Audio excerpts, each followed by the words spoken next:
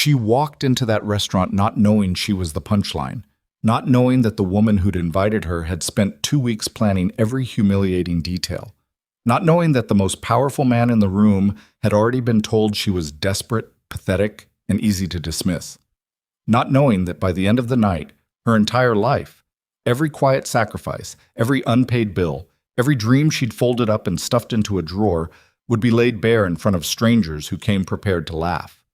What nobody planned for was what actually happened. Drop a comment with the city you're watching from. I want to see how far this story travels. And if it moves you, stay until the end. This one's worth it. The dress didn't fit right. Ava Mitchell knew it the moment she zipped it up in the bathroom of her studio apartment, standing on the cold tile in bare feet, tilting sideways to catch her reflection in the small mirror above the sink. It was the nicest thing she owned, a navy blue wrap dress she'd bought 3 years ago for a job interview she didn't get, and it pulled slightly at the shoulders and fell about 2 inches shorter than she would have liked. She stood there for a long moment, studying herself the way a person studies a math problem they already know they've gotten wrong. "It's fine," she said out loud, to no one. She lived alone. She'd gotten used to talking to herself. The apartment was small enough that she could see the entire thing from where she stood. The narrow kitchen with the sticky burner on the left side, the secondhand couch with the throw blanket draped over the worn armrest, the small dining table that mostly served as a surface for unopened mail, and her mother's medication refill reminders. There was a framed photo on the windowsill, the glass slightly crooked in the frame. Ava and her mother, Margaret, at Margaret's last good birthday.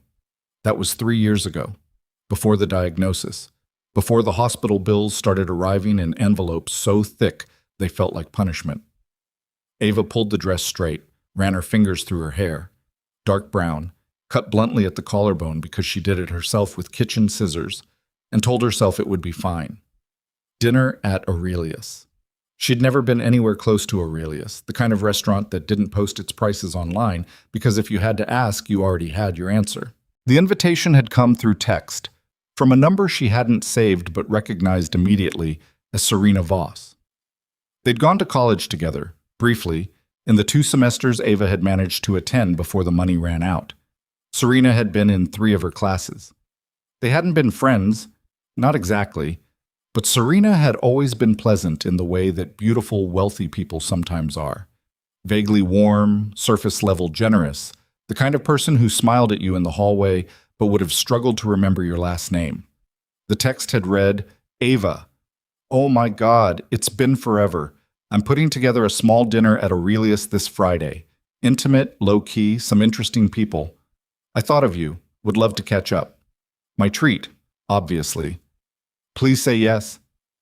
Ava had stared at that text for almost 20 minutes before responding. She wasn't naive. She knew she and Serena hadn't been close. But the "my treat" obviously had done something to her. Not because of the money exactly, but because of what it represented. Someone thinking of her. Someone reaching out. She'd been so isolated in the last few years, so consumed by work and her mother's care and the constant low-grade anxiety of financial survival, that the simple idea of sitting across from another human being at a real table and eating food she hadn't cooked herself felt almost unbearably appealing. She said yes. She took a double shift the following Tuesday to cover the Friday night she'd be missing, because even a free dinner meant lost tips, and lost tips meant another week before she could make the minimum payment on the hospital card. She arranged for her neighbor, Mrs. Pena, to check in on her mother. She dug the navy dress out from the back of the closet, and now she was standing in her bathroom, pulling at a hem that was 2 inches too short, telling herself it would be fine. The cab dropped her off at the wrong entrance. She realized this only after she'd already gotten out, and the cab had pulled away. She was standing on a side street looking at a plain door with no signage, and she had to walk around to the main entrance on the avenue, which meant passing a row of windows that looked directly into the dining room, which meant she could see the interior before she went in. Aurelius was exactly what she'd expected, and nothing like what she'd prepared for. The lighting was amber and low, the kind that made everyone look like they were starring in their own movie. White tablecloths, flowers she didn't recognize, tall and architectural, in vases that probably cost more than her monthly rent.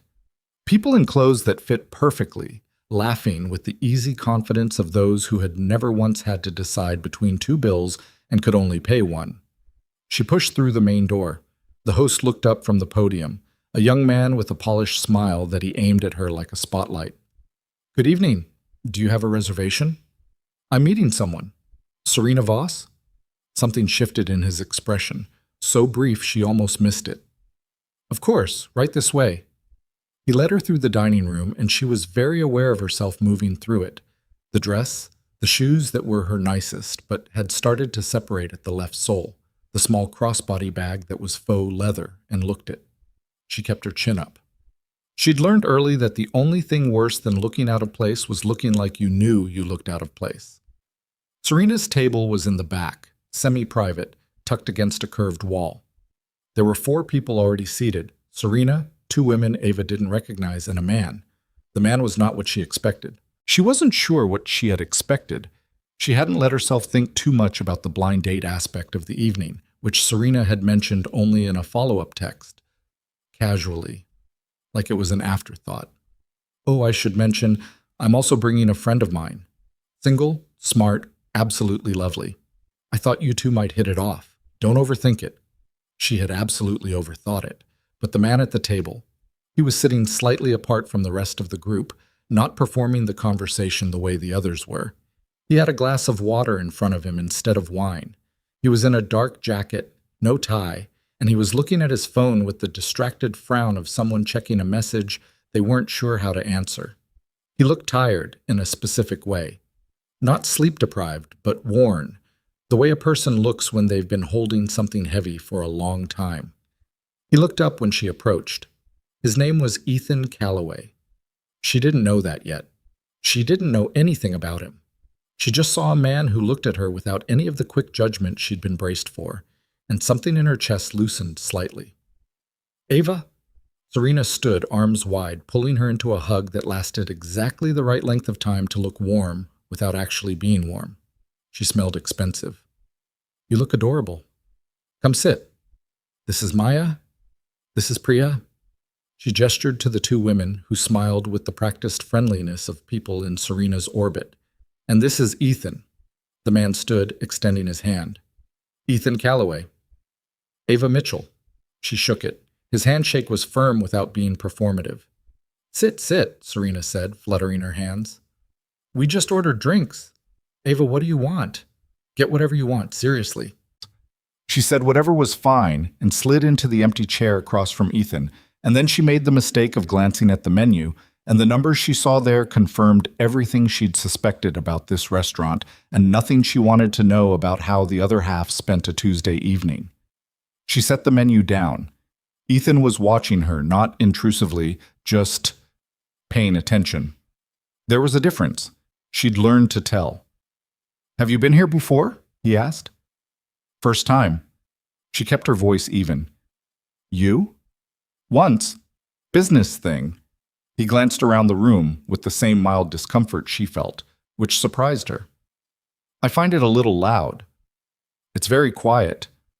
"Loud in a different way." He looked at her again, and something in his expression said he thought she might understand what he meant. She did understand. She didn't say so. The dinner was supposed to be Serena's show. Ava understood this within about 15 minutes. The conversation moved the way Serena directed it, toward topics where she had strong opinions, away from anything uncomfortable. She talked about a recent trip to Lisbon, about a gallery opening she'd attended, about a mutual acquaintance's very public divorce with the tone of someone relaying news both tragic and inevitable. Maya and Priya responded at the right moments with the right expressions. They were good at it. They'd clearly done this before. Ethan participated the minimum amount required. He answered questions when directly addressed, asked follow-up questions that showed he'd been listening, but he never performed. He didn't seem to care about Lisbon or the gallery. He ate his food without commenting on it. Ava did the same, eating carefully, contributing when it would have been more conspicuous not to, mostly watching. Until Serena turned to her with that bright, studied smile and said, "Ava, tell Ethan what you do. It's so interesting."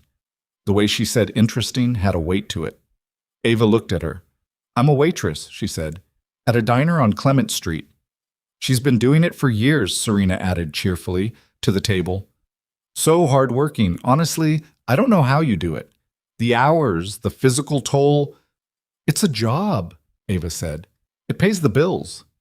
Mostly. She didn't add the mostly. Of course it does. Serena touched her arm. I just mean, Ava is so much smarter than the job, Ethan. She was in my economics class. Brilliant. Life happened. Life happens to everyone, Ava said. Ethan looked at her again. What happened? She blinked. The question was direct without being rude, and it came from a place that seemed genuinely curious rather than pitying. My mother got sick. She said it simply. I had to stop school. She needed care, and the care needed money, so I went to work. That's the whole story. She expected him to nod sympathetically the way people did when they wanted to appear compassionate without having to actually engage. Instead, he said, How long ago? 7 years. She's doing better now? Better than she was, still not great. She paused. We manage. We, he said. She and I. He nodded slowly. That's a long time to be the one holding things together. Something in the way he said it, not with awe, not with pity, just as a plain observation, the way you'd say that's a long road to someone who'd just described a long drive, made her throat tighten unexpectedly. She picked up her water glass. What about you? She said. What do you do? She heard Serena make a small sound across the table, half laugh, half something else. But Ava kept her attention on Ethan. Technology, he said. That covers a lot of ground. I run a company. He said it the same way she'd said, I'm a waitress. Flat, factual, without inflation. Software infrastructure. It's not very interesting to explain at dinner. Try me, she said. He did. He was right that it wasn't inherently dinner table material, but he had a way of explaining things by stripping them down to what actually mattered about them, which meant she followed it without effort. She asked 2 questions, both of which he seemed slightly surprised by. And then he elaborated, and they were 10 minutes into a conversation about how systems either account for failure or don't, and how most of the catastrophic ones were built by people who only imagine the version where everything goes right. Like people, Ava said. He paused. What do you mean? Most people only plan for the version where everything goes right. When it doesn't, they don't have any infrastructure for it. She set down her fork. Sorry, I'm taking your analogy too far. No, he said. That's exactly right. That's what I meant. Serena was saying something to Maya on the other side of the table. Priya was on her phone. For a moment it was just Ethan and Ava, the ambient noise of the restaurant around them like static, and she felt something she hadn't felt in a long time. The particular aliveness of being in a conversation where both people are actually present. The wine came. She had a single glass and nursed it. At some point, the table conversation opened back up, and Serena steered it toward relationships, which Ava recognized immediately as intentional. Serena had the skill of making a targeted question sound like casual curiosity. Ethan, we never hear about you dating anyone, she said, swirling her glass. Is it the schedule, or are you just impossibly picky? Neither, he said. Then what? He was quiet for a moment, and she could see him calculating whether to answer honestly or deflect. He chose honest, which told Ava something about him. I have a daughter. She's 6. I don't bring people into her life casually. It's not worth it if it's not real. That's very noble, Serena said, with a smile that had nothing noble in it. It's just common sense. He picked up his water glass. She's been through enough. Ava looked at him. Her mother? She passed away 5 years ago. The table went slightly quieter. Even Serena had the grace to let the moment sit. I'm sorry, Ava said. Thank you. He said it simply, without the performance of grief that some people put on when the subject came up, and without the brittleness of someone who hadn't processed it. He'd said it before. He'd learned how to say it and keep breathing. What's her name? Ava asked. Your daughter. Something changed in his face, the first genuinely unguarded expression she'd seen from him. Lily. That's a good name. She chose it herself. He almost smiled. Well, she can't pronounce it quite right yet. She says Lily with two L's, very emphatic, but we're working on it. Ava smiled before she could stop herself. She sounds great, she said. He paused, and in that pause she could see every complicated, overwhelming, exhausted, unconditional thing a parent feels distilled into half a second. Yeah, she's great. Look, Ava excused herself to the restroom somewhere in the third hour of dinner, and when she was washing her hands, she looked at her reflection in the mirror. Better lighting here, the full picture, and thought, something is happening that I didn't expect. She didn't know what to do with that. She was 30 years old and deeply practiced at not getting her hopes up, at preemptively protecting herself from the letdown. It was a survival skill, developed over years of working toward things that didn't work out. But there was something different about this evening, something that felt less like a setup and more like an accident, the kind of accident that leaves you rearranged. She was drying her hands when the door opened and Serena came in. So? Serena leaned against the counter, arms crossed, watching her with an expression Ava couldn't immediately categorize. What do you think of him? He seems like a good person, Ava said carefully. He's worth $2.7 billion. The number landed oddly, like something thrown at her face. I didn't ask. I know you didn't. Serena smiled. You were talking to him like he was a regular person. He is a regular person. Ava, Serena tilted her head. He owns Callaway Systems. He was on the cover of Forbes last year. He's not... She laughed softly. He's not your kind of regular. Ava looked at her. Is this the part where you tell me to know my place? Of course not. But the smile didn't change. I just want you to be realistic.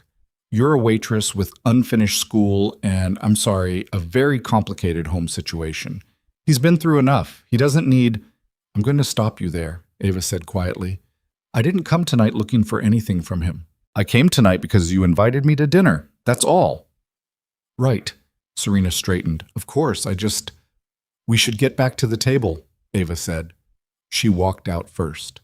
No. She was not back at the table 30 seconds before she understood something had shifted. Maya and Priya had their phones out, angled slightly, filming or appearing to film.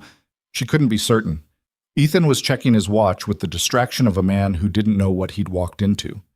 The ambient noise of the restaurant continued around them, but their corner of it had a different quality now, a kind of electric anticipatory stillness. Serena slid back into her chair across from Ava with a pleasant expression and picked up her wine. So Ava, she said pleasantly, tell us more about yourself. I feel like we've been so focused on Ethan. You don't need to do this, Ava said. Do what? Serena's eyes were bright. I'm just making conversation. You've been making conversation all evening. This is something different. Ethan glanced between them. She worked at the same diner for 6 years, Serena told him pleasantly. Same section, same uniform. I admire the loyalty, honestly. Some people just find their lane and stay in it. She laughed, a light social laugh, as if she'd said something charming. And it's not just the job. Ava's got real responsibilities at home, don't you? Her mother needs full-time care, very devoted, very... What's the word? Contained. Contained, Ava repeated. I just mean your world is very specific, very small. Serena said it with warm regret, like she was describing a charming but limited painting. And that's not a judgment. Some people's worlds are small. It's comfortable that way. The table was quiet. Ava said nothing. She was not going to give Serena the satisfaction of a reaction, and she was working very hard to keep the heat in her chest from reaching her face. She left school because she couldn't afford to stay, Serena continued, turning to Ethan now, including him in her narrative. Which is admirable, it really is, but I think it does limit, well, everything. Conversations you can have, people you can relate to, spaces you can genuinely inhabit. She looked around the restaurant meaningfully. This place, for instance. No offense, Ava. Saying no offense doesn't... I'm just being honest. Serena set down her wine glass. Ethan, you've built something extraordinary. You've earned the right to be in rooms with people who can match that. People who can contribute to your life at the level you're living it. I care about you enough to say that. And I care about Ava enough to say, This isn't a match. This was never going to be a match. She knew it when she walked in, didn't you, Ava? That's why she looked so nervous at the door. Silence. The kind that has weight. And there's something else, Serena continued, her voice dropping to a register that was almost gentle, almost kind, and therefore more cutting than anything that had come before it. You lost your wife 5 years ago, and it's been so hard for you. We all know that. So when you meet someone like Ava, quiet, self-sacrificing, carrying the weight of everyone around her, I think part of you responds to a familiarity you're not aware of. She paused. Your wife was like that too. Wasn't she, Ethan? That same particular kind of goodness. Ethan's face went still. It was a specific kind of stillness, not the stillness of a person absorbing information, but the stillness that precedes something. And I just think, Serena said, that it wouldn't be fair to either of them if the only reason you were drawn to Ava is because she reminds you of someone you lost. Ava pushed her chair back, not dramatically. She did it the way a person does when they have decided something quietly and completely without theater. She picked up her crossbody bag. She kept her expression even. Thank you for dinner, she said, to the table and to no one in particular. Ava, Ethan said, I don't want to make anyone uncomfortable. Her voice was steady. She'd worked very hard on keeping her voice steady over the years. She had a lot of practice. I think Serena is probably right that this was... She stopped. She looked at him once, quickly, and it was a mistake because he was looking back at her with something she couldn't categorize and didn't want to try. It was nice to meet you. She walked out. She didn't run. She walked. Through the dining room, between the tables with their architectural flowers and their amber light, past the host with his polished smile, through the main door and out into the night air, which hit her face like cold water. She walked half a block and then she stopped, standing under a streetlight, and she pressed the back of her hand to her mouth and breathed. She was not going to cry on a public street in the navy dress that didn't fit right. She had cried in worse places. She was not going to do it here. Behind her, she heard the restaurant door open. She didn't turn around. She stood very still. Ava. His voice. She recognized it already, which was its own particular problem. She turned around slowly. Ethan Calloway was standing about 10 feet away, jacket on now, looking at her with the direct, uncomplicated gaze of a man who has decided something and isn't interested in negotiating it back. She was wrong, he said. You don't have to. I know I don't have to. He took a step forward, not closing the distance entirely, just reducing it. I want to, because what she said was wrong, and it was cruel, and I should have stopped her sooner, and I'm sorry I didn't. Ava looked at him. Is she? Wrong? About which part? About why you... She stopped. She started again. About your wife. He was quiet for a moment. The city moved around them. A taxi going by, someone laughing on a balcony somewhere above, the ambient, indifferent sound of a city that didn't know or care what was happening on this particular sidewalk. Rachel was kind, he said finally. She was, yes, she was one of the good ones. He said it the way you say something that still costs you something to say. But you're not Rachel. You're not similar to Rachel. What Serena said, that was a tactic, not an observation. She knew exactly what it would do to you. And what did it do to me? Made you think you should leave. Maybe I should. Maybe. He looked at her. Or maybe the most interesting conversation I've had in about 3 years happened at that table tonight, and I'd really rather not let Serena Voss be the reason it ends. Ava looked down at the pavement. Her left shoe was definitely separating at the sole. She could feel the slight give of it when she shifted her weight. I'm a waitress, she said. I'm 30 years old. I never finished my degree. I have $42,000 in medical debt. And my idea of a good Friday night is usually a bowl of soup and something on TV I've already seen. She looked back up at him. That's the real version. Not the cruel one she gave you, but the actual one. That's where I'm standing. He looked back at her without flinching. Okay. Okay? Yes. He said it simply. I'm a widower with a 6-year-old who won't sleep without a particular stuffed rabbit that I have to wash twice a week because she drags it everywhere. I haven't been on a date that felt like a date in 5 years. I work too much and I know it, and I don't know how to stop. And I genuinely can't remember the last time I told someone something true about myself at a dinner table. He paused. That's my actual version. The streetlight above them hummed faintly. She said this was her treat, Ava said after a moment. It is. I'll make sure of it. I'm not going back in there. God, no. He said it with such feeling that she almost laughed. Almost. I'm not going back in there either. I'll have them send the check out. He glanced back at the restaurant, then at her. There's a coffee place 2 blocks up. I've been in there before. It's nothing like... He gestured vaguely at Aurelius. That. It's actually kind of a mess, but the coffee is good. She looked at him for a long moment. The navy dress pulled at the shoulders. Her left shoe had a soul situation. She had a mother at home with a checklist of medications, and a neighbor named Mrs. Pena who charged her slightly too much but was reliable. She had a shift at 6 a.m. on Saturday. Okay, she said. The coffee place was indeed kind of a mess. 2 of the chairs were mismatched, one of the lights over the counter was slightly too bright, and the background music was coming from what appeared to be a Bluetooth speaker duct-taped to a shelf. The coffee, however, was excellent. They sat at a corner table, both with their hands wrapped around mugs, and the conversation that resumed was different from the one at the restaurant. Looser, less performed, without an audience or a subtext. She told him about her mother's diagnosis. The specific, grinding, daily reality of it, not the sanitized version people wanted to hear where struggle is noble and linear and moves toward resolution, but the actual version, where some weeks were okay and some weeks she sat in the hospital parking lot for 15 minutes before going in because she needed to prepare herself, and where the medical debt was not an abstraction but a physical presence in her life, a number she woke up thinking about. He listened. He didn't say "I'm so sorry" over and over. He said it once and meant it, and then he asked questions. And the questions were the kind that showed he was trying to actually understand rather than to perform understanding, which was rarer than it should have been. She asked about Lily.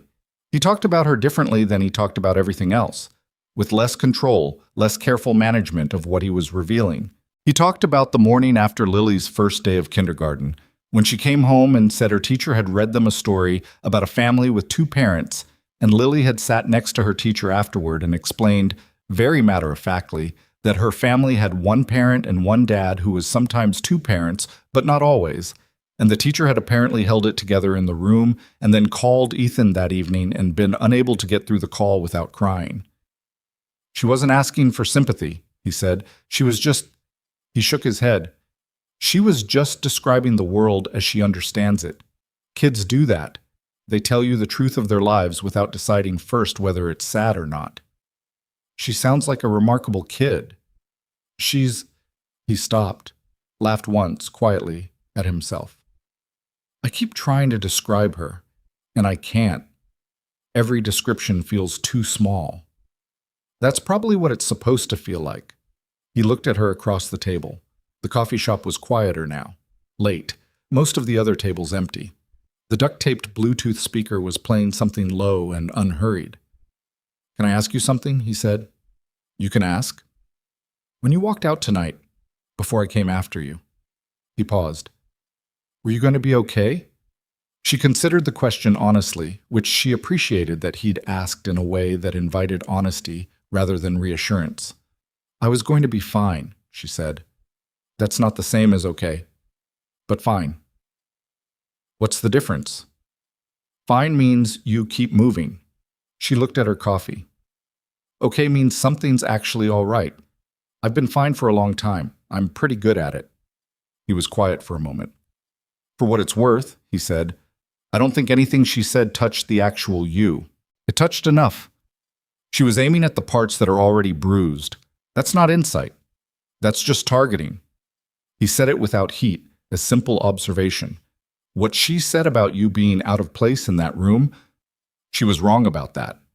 You were the only person at that table who had anything real to say. Ava looked at him. You're being very kind. I'm being accurate. He said it flatly, without sentiment. There's a difference. She smiled at that. A real one, small and involuntary, the kind she couldn't have pre-planned if she tried. I should get home, she said. I have a 6 a.m. shift. She blinked. You mentioned it earlier, he said, before dinner, when Serena asked why you couldn't stay for drinks after. She had mentioned it.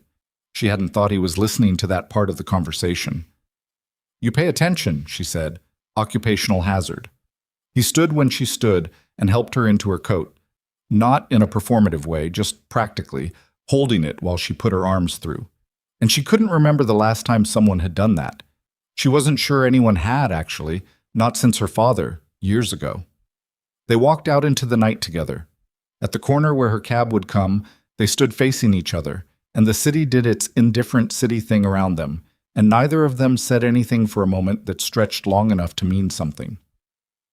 I don't usually give out my number, she said. I want to be upfront about that. That's fair. But I'm going to give you mine. She held his gaze. Not because of tonight exactly, just because... She paused, searching for the right words and not finding them. The conversation was real. That's not very common. No, he said. It's not. She recited her number. He put it in his phone without making a thing of it. Good night, Ava Mitchell, he said. Good night, Ethan Calloway. She got into the cab. She didn't look back. She wasn't built for looking back, generally. It cost too much and changed nothing. She looked forward, at the city going past the window. At the street she knew the way you know anything you've had to navigate alone for a long time. But when the cab turned the corner, she pressed her hand briefly against the window, palm flat, like she was holding something there that she wasn't ready to name yet.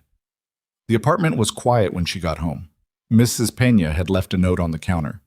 Your mother ate good, sleeping by 9. She asked about you. I told her you were out having a nice time. Ava read the note twice. A nice time. She folded it and set it by the medication reminders. Her phone buzzed. A text from an unsaved number. I should tell you, Lily can actually say Lily perfectly. She just likes the 2L version, and she knows it's wrong and does it anyway. I thought you should have accurate information. Ava stood in her kitchen in the navy dress that didn't fit right, and she pressed her lips together against a smile she couldn't quite hold back. And outside the window, the city continued on, indifferent as ever, knowing nothing about what had started tonight on a sidewalk under a streetlight, with cold air and an honest answer and a left shoe that was coming apart at the sole. The text from the unsaved number sat in her phone for 3 days before she saved the contact. She wasn't being coy about it. She just had a particular relationship with caution. She'd built it the same way she'd built everything else in her life, slowly, with whatever materials were available, and it had kept her from a lot of unnecessary pain. She'd learned that things that feel significant in the dark, on a sidewalk, after an evening that cracked something open, those things sometimes look different in the ordinary daylight of a Tuesday morning when you're pulling a double and your feet hurt and the world reasserts its actual terms. But his texts didn't disappear the way she half expected them to. They kept coming at irregular intervals in a way that suggested he wasn't consulting a strategy, just writing when he had something to say. The second one arrived Thursday morning while she was on her break, sitting on an overturned milk crate behind the diner with a cup of coffee she'd poured herself. Lily has decided that macaroni is no longer acceptable if it's not shaped like stars. I'm genuinely unsure how to handle this. She typed back, cave immediately. She's 6 and she knows what she wants. That's a skill. His response came fast. You're not helping. I'm helping her. Then from him, fair. That was how it started.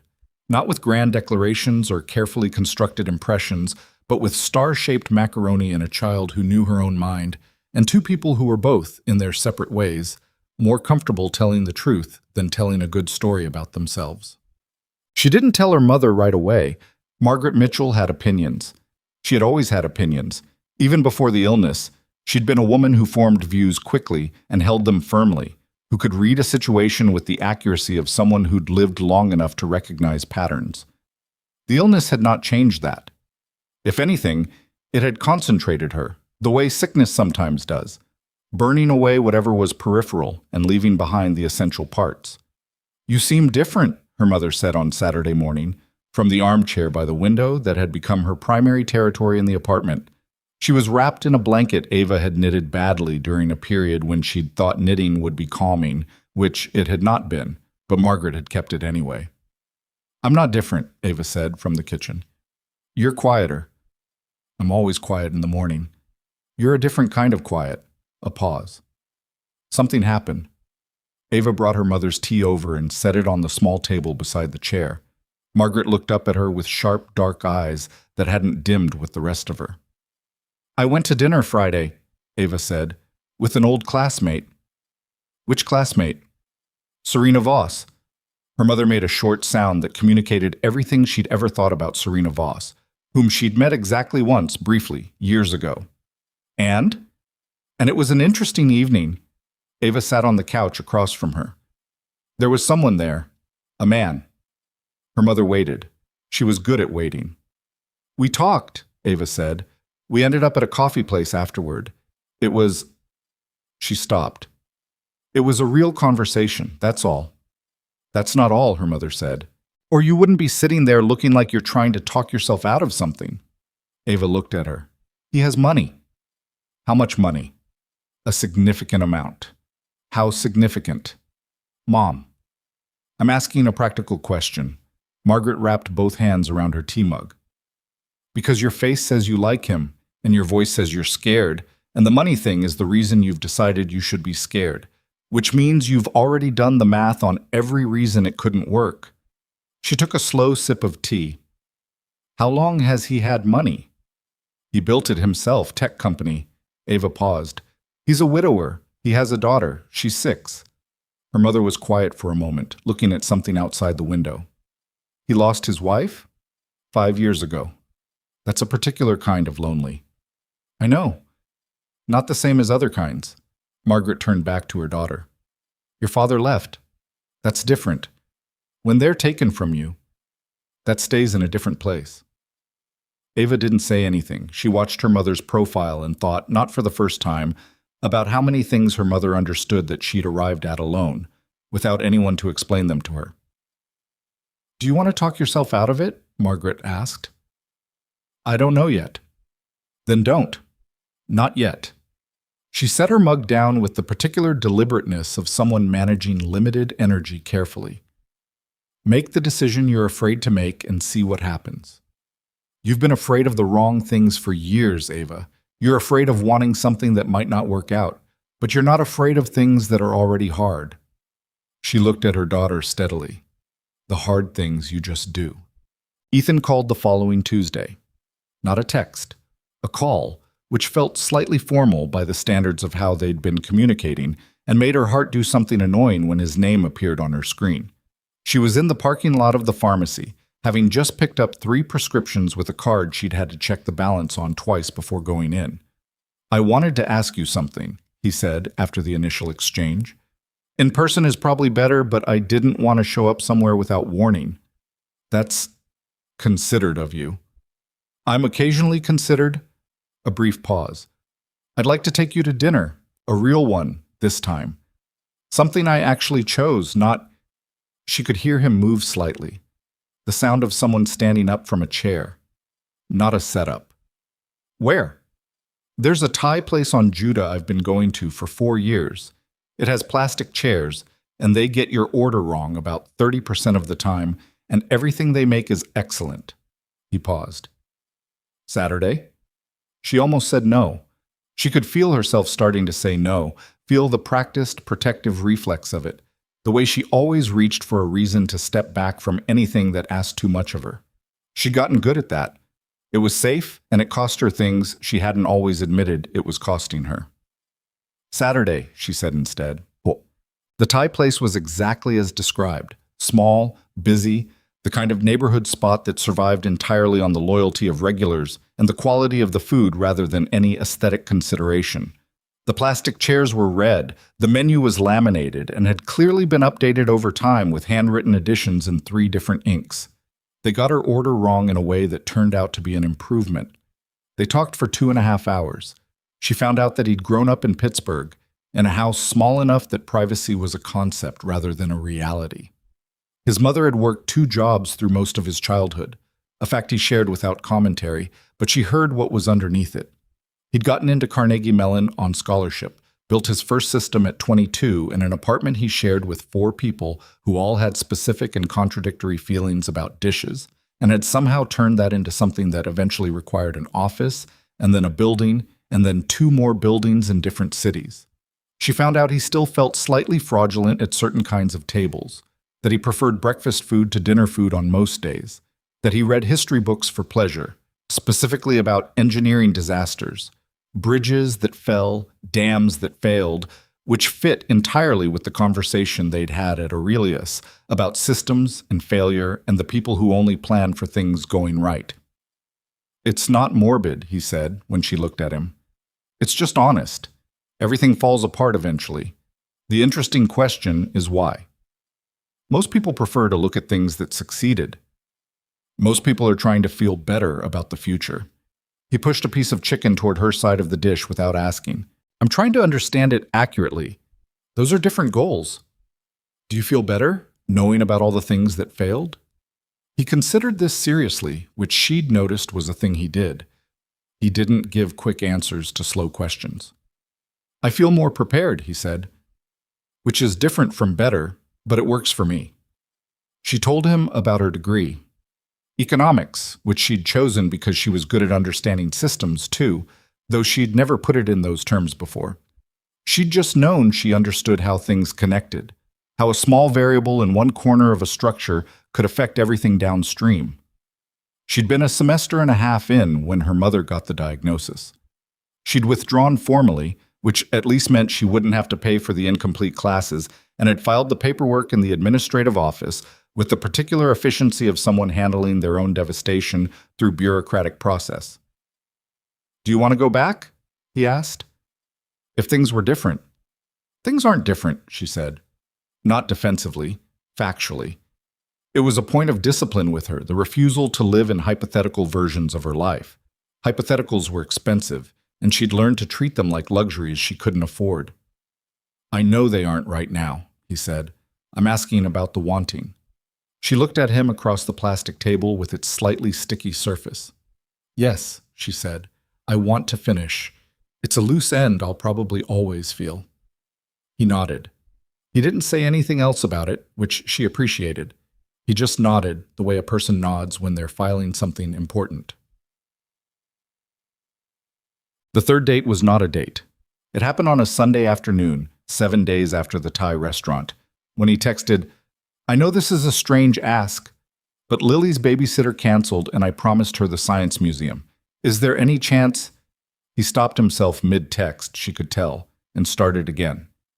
"You know what? Ignore this. It's too much." She wrote back, "What time?" A pause, then, 11? I'll meet you there." She arrived at the museum entrance at 11:02, mildly out of breath from the bus, to find Ethan standing next to a small person in a yellow raincoat. The sky was doing its coastal thing, the particular gray that could mean drizzle or nothing, who had one hand holding her father's and the other hand pressed flat against the museum's exterior wall for reasons unclear. Ava stopped a few feet away. She had thought about this. She'd thought about it on the bus, and before that while she was getting ready, and before that while she was lying in bed the previous night telling herself to stop thinking about it. She was good with children in theory. She liked them, generally, liked their directness and their honesty, and the way they had no use for performance. But this was not a theoretical child. This was a specific child who had already lost one woman in her life, and who deserved, above all things, not to be subjected to anything uncertain. Lily turned around before Ava could make a decision about her approach. She was small for 6, Ava thought, or maybe she just seemed small because of the largeness of the yellow raincoat, which appeared to be at least one size too big, and had a small octopus patch on the left shoulder. She had her father's coloring, dark hair, pale skin, and she was looking at Ava with the frank, assessing gaze that children have before they learn to modulate it for social acceptability. "You have red shoes," Lily said. Ava looked down at her shoes, canvas sneakers, brick red, slightly worn at the toes. "I do. I like red." "Me too." Lily appeared to weigh this information, found it acceptable, and looked at her father. Can she hold my other hand? Ethan's expression did something complicated. You can ask her, he said. Not me. Lily looked back at Ava with the directness of someone who'd never had to negotiate for what she wanted, just request it. Can you hold my other hand? Ava crouched down to her level. Yeah, she said. I can do that. She didn't know how to talk about what that day felt like without it sounding like more than it was, so she mostly didn't. She filed it in the category of things she knew but hadn't named, a category that had been growing for the better part of 3 weeks. They went through the dinosaur exhibit first because Lily had opinions about the order in which exhibits should be visited, and the dinosaur exhibit was definitively first. She explained several things about the displayed skeletons with the confidence of someone who has done significant personal research and expects their expertise to be respected. Some of what she said was accurate. Some of it was creative interpretation. Ethan caught Ava's eye twice during the commentary, and both times she had to look away to avoid laughing. In the space exhibit, Lily became briefly and deeply offended that Pluto had been declassified as a planet, an injustice she was clearly already aware of, but which the museum's display renewed. It's still a planet, she told Ava, with the certainty of conviction. They changed the rules, but that's not fair. A lot of people agree with you, Ava said. Do you agree with me? Ava looked at her. I think Pluto deserves better.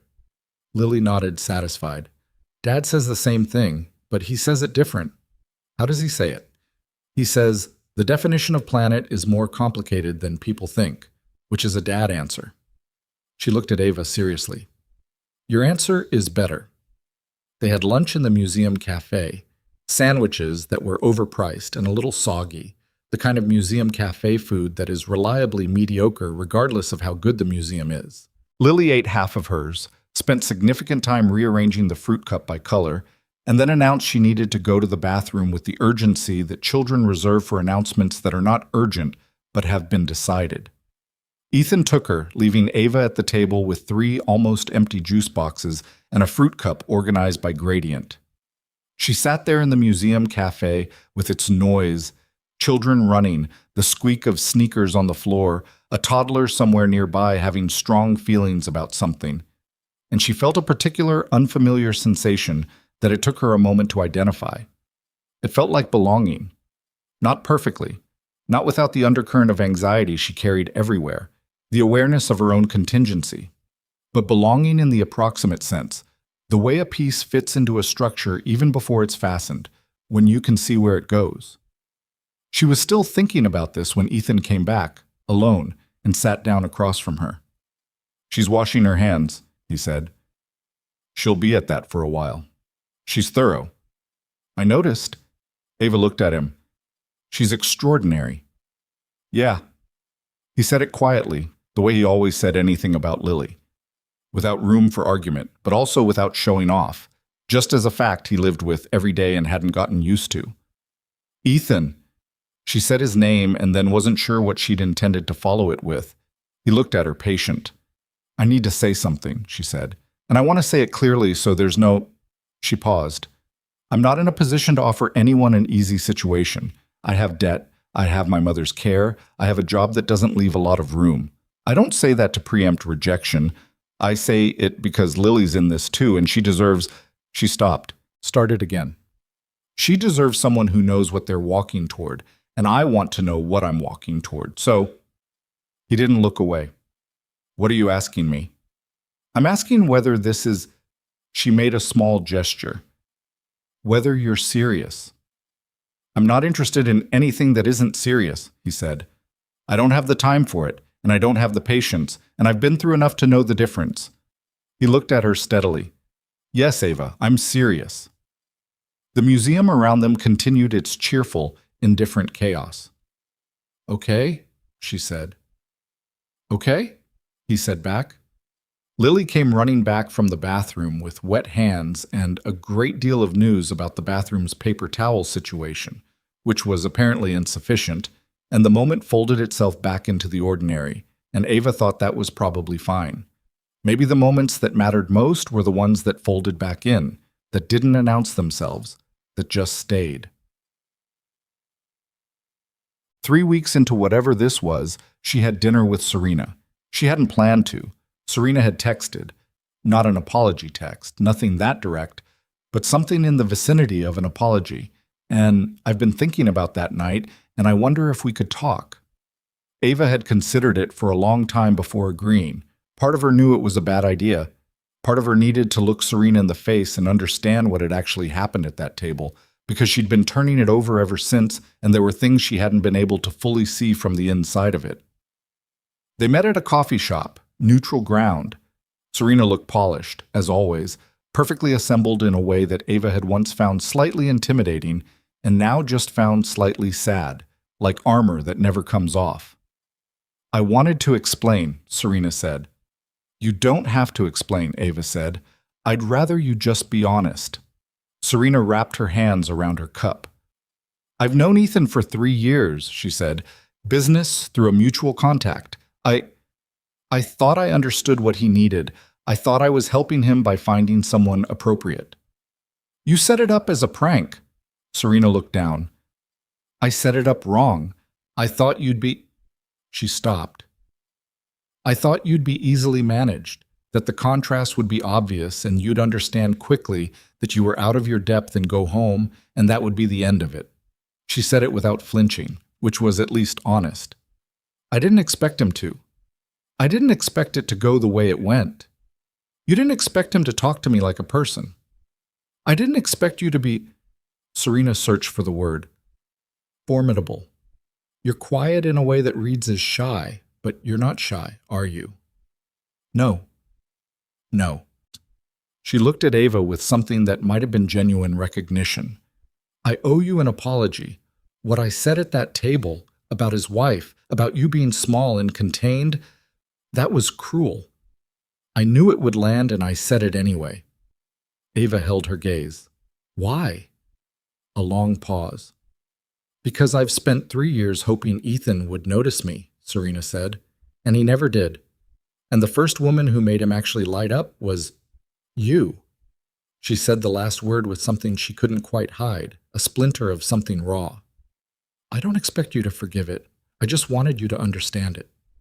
Ava was quiet for a moment. She looked at the coffee in front of her, thought about what her mother would say, thought about what she herself had learned about holding anger and what it cost. "I don't think we're going to be friends," she said finally. "No," Serena said. "Probably not. But I'm not going to carry what happened," Ava said. "Not for your sake, for mine. I don't have room." She picked up her coffee. "I hope you find what you're looking for, Serena. I mean that." Serena didn't say anything, but something in her expression shifted, very slightly, into something that looked less like a person in armor and more like a person. The call from the hospital came on a Thursday. Not the worst kind of call, not the catastrophic kind she'd spent 5 years bracing for, the one that would mean the end of something she wasn't ready to end. But bad enough. Her mother had had a fall in the bathroom that morning, caught herself, hadn't been seriously hurt, but the doctor wanted her in for a full evaluation, wanted to adjust the medication for her blood pressure, wanted to talk about what the next level of care might look like. Ava was in the middle of a lunch rush. She finished her section's tables, told her manager she had a family emergency, took off her apron, and was at the hospital within 40 minutes. Margaret was sitting up in the hospital bed looking annoyed, which Ava recognized as a good sign. Annoyance required energy, and energy meant she wasn't as bad as the call had made it sound. She had a bandage on her left forearm where she'd braced against the edge of the sink. "I'm fine," she said before Ava got through the door. "You fell." "I caught myself." "On the sink." "With my arm, not my head." She gestured at her bandage. "This is dramatic." Ava set her bag down, sat in the chair beside the bed, and let herself breathe. The adrenaline of the last 40 minutes was still working its way through her system, and she needed a moment to let it settle. "You should have called me immediately," she said. "Mrs. Peña called the hospital, and then I told her to call you, and by the time she did, they were already making it into a whole thing." Her mother looked at her steadily. "I am fine." "I know."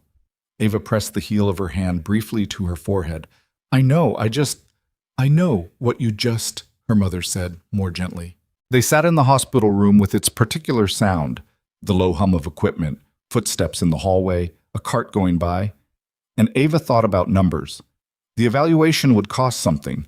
The medication adjustment would cost something. If her mother needed more structured care, that cost would be a number she didn't currently know how to arrive at.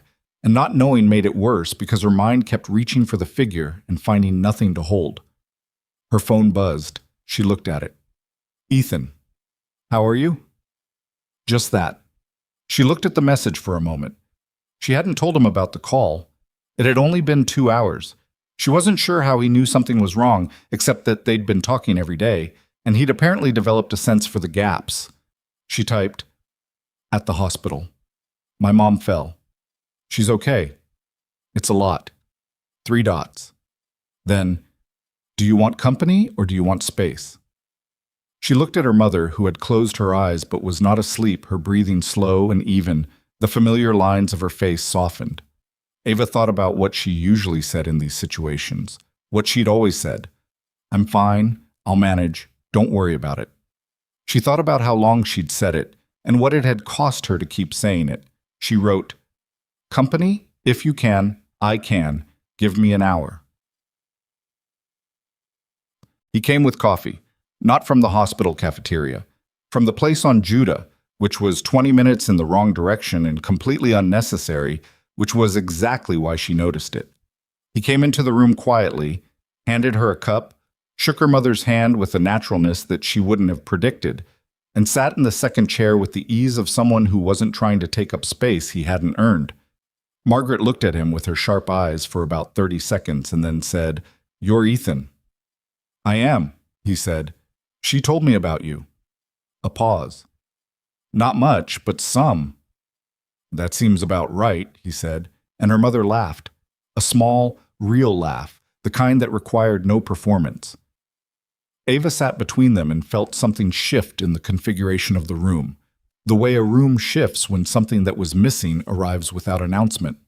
She didn't say anything about it. She just sat with her coffee and let the shift be what it was, and outside the window the city moved in its usual way, indifferent and continuous, knowing nothing about the woman in the hospital bed or the debt on the card, or the man in the second chair, or the way all of it was slowly, imperfectly, without anyone planning for it, beginning to arrange itself into something that looked like it might hold. Her mother, before she drifted fully into sleep, opened her eyes once more and looked at Ava. Just looked at her. The way she had when Ava was small, before anything was hard, before the losses, the way that said, "I see you, and you're enough, and I'm paying attention." Ava held her gaze until her mother's eyes closed again. Across the room, Ethan was reading something on his phone, giving them that, not intruding. He had, she was beginning to understand, a very specific competence at knowing when presence was enough and words were extra. She thought about his question at the Thai restaurant. "Do you want to go back?" If things were different, she'd answered about the degree. She'd said, "Yes, I want to finish. It's a loose end." But sitting here in the hospital room with its humming equipment and her mother's slow breathing and a cup of coffee that someone had driven 20 minutes out of their way to bring her, she thought the wanting was bigger than that. The wanting was for all of it.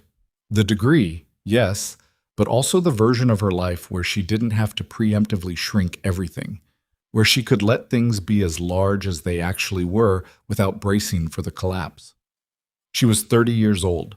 She was tired in ways she'd never admitted out loud, and something in the last 3 weeks had made the tiredness visible in a new way. Not heavier exactly, but more defined, the way something becomes clearer when you finally stand close enough to it. She was going to have to make some decisions. Not tonight. Tonight she was going to sit in this room with her coffee and her mother's breathing and the man across the room who had come without being asked and without making it about himself, and she was going to let that be enough. But soon. The decisions were coming, and for the first time in a long time, she wasn't entirely sure they were going to be as hard as she'd always told herself they would be. The decisions came faster than she'd expected. Not because circumstances forced them, or not only because of that, but because something had shifted in the hospital room that night. Something quiet and irreversible, the way a door swings past a certain point, and the mechanism changes and it won't close the same way again. She'd let someone come. She'd asked for company instead of saying she was fine. And having done it once, the architecture of her usual self-sufficiency felt different. Not weaker, but less necessary, like scaffolding on a building that was already standing.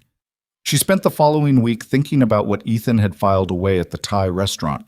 The way he'd nodded when she said she wanted to finish her degree, slow and deliberate, like a man making a mental note he intended to keep. She thought about it more than she admitted to herself, and she knew she was thinking about it because on some level she was waiting, and waiting was not something she did comfortably. Waiting required the belief that what you were waiting for was real, and belief was an investment she'd learned to make carefully. He called on a Wednesday evening while she was sorting her mother's medications into the weekly pill organizer, a task that required focus because the consequences of getting it wrong were not abstract, and she balanced the phone between her ear and shoulder and kept working. "I want to talk to you about something," he said, "in person." "Is it bad?" "No, but I want to be able to see your face when I say it because I think you might argue with me, and I want to be able to respond in real time." She set down a blister pack. "That's either very considerate or very calculated." "Possibly both." A pause. "Saturday morning? Lily will be at her grandmother's. We'd have a few hours." "Okay," she said. "Saturday." She finished the pill organizer and sat at the kitchen table for a while after, not doing anything. Just sitting with the particular restlessness of knowing something is coming and not knowing its exact shape. He took her to the park on Saturday. Not a destination, just the park 4 blocks from his building.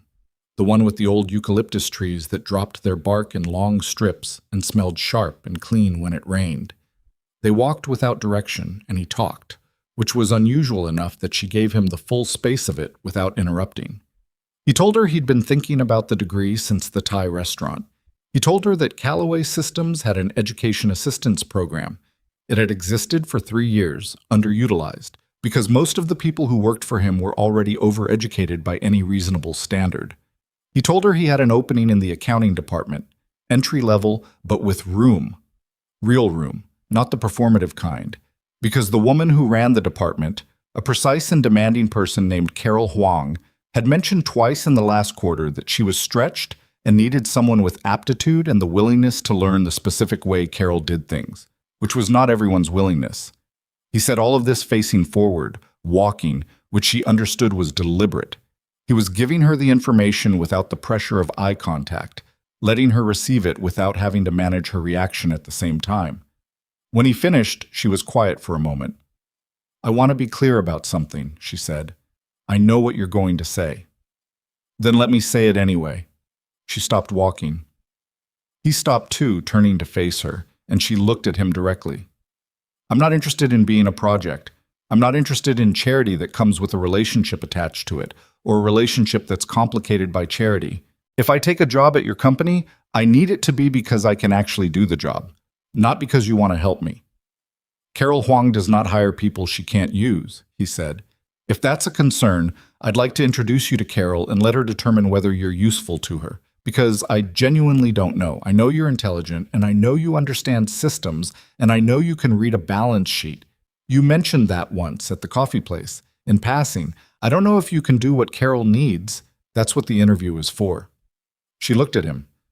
"You're not going to tell her to hire me." "I was going to tell her that I'd like her to interview someone, and that I'd appreciate it if she gave the application a fair look." He met her gaze. "I would do that for anyone I thought had potential. I've done it before for people I've never had dinner with." "That's a very careful answer. It's an accurate one." He held her gaze without wavering.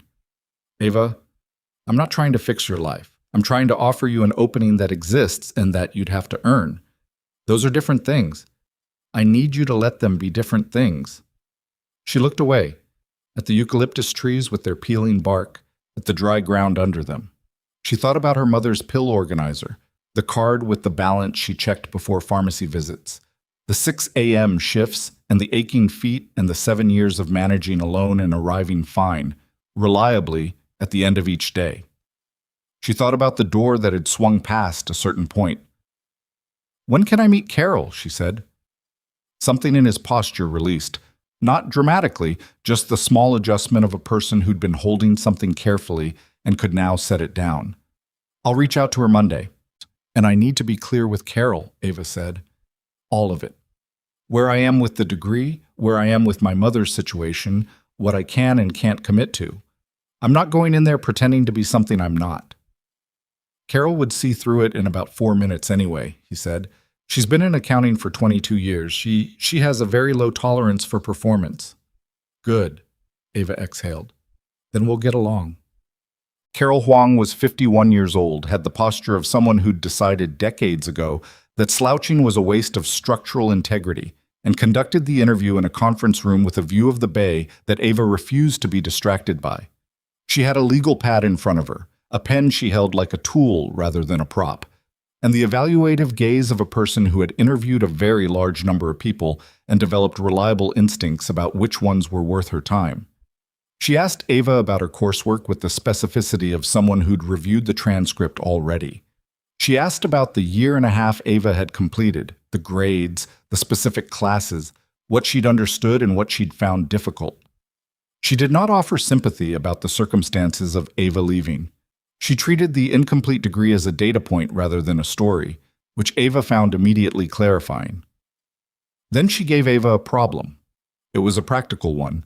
A simplified version of a real reconciliation issue the department had dealt with the previous year. Numbers changed, spread across 2 pages. She gave Ava a pencil and 20 minutes and left the room. Ava sat alone in the conference room with the bay view she was still refusing to be distracted by, and worked the problem from the beginning, methodically. The way she'd been taught and the way she'd reinforced through years of managing her own household finances with the precision of someone for whom margin of error was not a concept, but a catastrophe. She found the discrepancy in 14 minutes. She spent the remaining 6 checking her work and then checking it again. Carol came back, looked at the pages, looked at what Ava had written, and said nothing for a moment. You approached it from the liability side first, she said. The asset side had too many variables at entry. The liability side was more constrained. Most people go asset side first. I know, it's usually faster that way, but not with this structure. Carol looked at her for another moment. You'd be entry level. The work is not exciting. You would do a lot of things that feel beneath your capability because building the foundation is not optional in this department. Do you understand what I mean by that? I've been a waitress for 6 years, Ava said. I understand that the work that keeps things running is not the same as the work that gets noticed. Something shifted in Carol's expression. Very small, very precise. Approval, possibly, of the practical variety. The education program covers 60% of tuition, Carol said. The remaining 40% is income adjusted for qualifying employees. Given your income level, which I have reviewed because Mr. Calloway provided context that was relevant to the position, you would likely qualify for full coverage. She said this the way she said everything, as fact, without sentiment. The expectation is that you maintain a B average or above. If you fall below that, the program pauses. Not cancels, pauses. You'd have 1 semester to recover the standing. I won't fall below it. I appreciate the confidence. I'll evaluate the reality. Carol set the pages down. I'd like to offer you a probationary position. 3 months. At the end of 3 months, we reassess. If it's working, and working means my assessment, not yours, we move to permanent. When would you need an answer? I'd like one before you leave this building. Ava looked at the bay through the window, really looked at it for the first time, the flat gray blue of it in the morning light, the container ships in the distance moving with the slowness of things that were larger than they appeared. She thought about all the reasons to say no. They were real reasons, not invented ones. The risk of it not working, the exposure of being in a space where she was the least qualified person in the room, the strange, uncomfortable position of working for a company owned by a man she was involved with, the thing that would require navigating carefully and honestly, and probably imperfectly. She thought about what her mother had said, the hard things you just do. Yes, she said. I'll take it. Carol nodded, already reaching for her legal pad. I'll have HR reach out by end of day. Cool. She told Ethan that evening over the phone because she wanted to say it before she lost the nerve to say it plainly. Carol offered me the position. A pause. And? I said yes. She was standing at the window of her apartment, looking at the street below, the ordinary Saturday evening of it. I want to say something about it. Okay? If this goes wrong, the job, if it doesn't work out, I need it to not affect the other thing, the US thing. She said it carefully because she'd been thinking about how to say it for hours. And if the US thing goes wrong, I need the job to be separate. I need those to be two separate tracks that I can assess separately and make decisions about separately. Can we agree to that? He was quiet for a moment. You've thought about this a lot. I've thought about it since Wednesday. The answer is yes, he said. I'd want the same thing. My company shouldn't be a lever in our relationship, and our relationship shouldn't be a lever in my company. A pause. Carol wouldn't allow the latter anyway. She's told me directly more than once that my personal life is not her department's concern. I like Carol. Everyone respects Carol. Liking is rarer. She could hear something in his voice. Not quite a smile, but the shape of one. Are you okay? I'm terrified, she said. But yes, those can both be true. I know, she exhaled. I know they can. She gave her notice at the diner the following Monday. Her manager, a thick-shouldered man named Danny, who'd been running the place for 11 years and had the permanent mild exhaustion of someone who'd seen everything, took the news with a nod and said he wasn't surprised. She asked why. He said she'd always had the look of someone who was somewhere temporarily, even when she was being absolutely reliable, and that those two things weren't contradictory, they were just how some people were built. She worked 2 more weeks. Her last shift was a Sunday, the lunch rush, and her regulars, the ones who came every week, who knew her order preferences and whose coffee she knew without being told, were kind in the specific, understated way of people who expressed feeling through small actions rather than declarations. One of them left a tip that was twice what the bill had been and a note on a napkin that said, "Good luck, kid, you earned it," which she folded and put in her bag and did not look at again until she was on the bus home because she was not going to cry on her last shift. She cried on the bus, briefly, the way you cry when something is actually over. Not with grief exactly, but with the particular emotion of a chapter closing, the weight of all the days that chapter contained. Her first week at Callaway Systems was the hardest week she'd had in years, and she'd had some very hard weeks. The work itself she could manage. Carol had not been wrong that it was foundational and repetitive. She spent the first 3 days doing data reconciliation work that a person with a full accounting degree and 2 years of experience would have found tedious beyond measure. Ava found it grounding. The numbers behaved according to rules she understood, and when they didn't behave, there was a reason, and finding the reason was satisfying in the specific way that solving things is satisfying when you've spent years in a job where nothing is solved, only managed. The building was what got her. The elevator that required a badge. The kitchen on the 8th floor with its multiple coffee options and its very clean surfaces, and the casual way people moved through it, helping themselves to things, chatting about projects in language she only partially followed yet. The open floor of the accounting department with its rows of workstations and its people, most of whom had degrees from schools she'd read about but never attended, who were professional and welcoming in a way that was genuine but also had the mild awkwardness of a group trying to figure out where to place someone new. She knew, without it being said, that some of them knew about Ethan. The company was not enormous. 400 people, this location. And Ethan was not anonymous in it. She'd expected some version of scrutiny, and she got it, quiet and lateral, the kind of assessment that happens through peripheral attention rather than direct inquiry. She did not address it. She came in on time. She did her work. She asked questions when she needed to, and only when she needed to. She made no mistakes in her first week that she didn't catch herself before end of day. At the end of the first Friday, Carol stopped by her workstation at 5:15. "Anything you need clarification on?" Carol asked. "The variance analysis on the Q3 file," Ava said. "I did it the way you specified, but I want to confirm I'm applying the right threshold for flagging before I submit." Carol looked at the screen. She pointed at 2 figures. "Flag anything above that. Below it, note, but don't escalate." I applied the lower threshold. I'll adjust the 3 I flagged down. All right, Carol straightened. You haven't asked me for help once this week. I figured out what I needed. That's not always a virtue. Sometimes it costs more time than asking would have.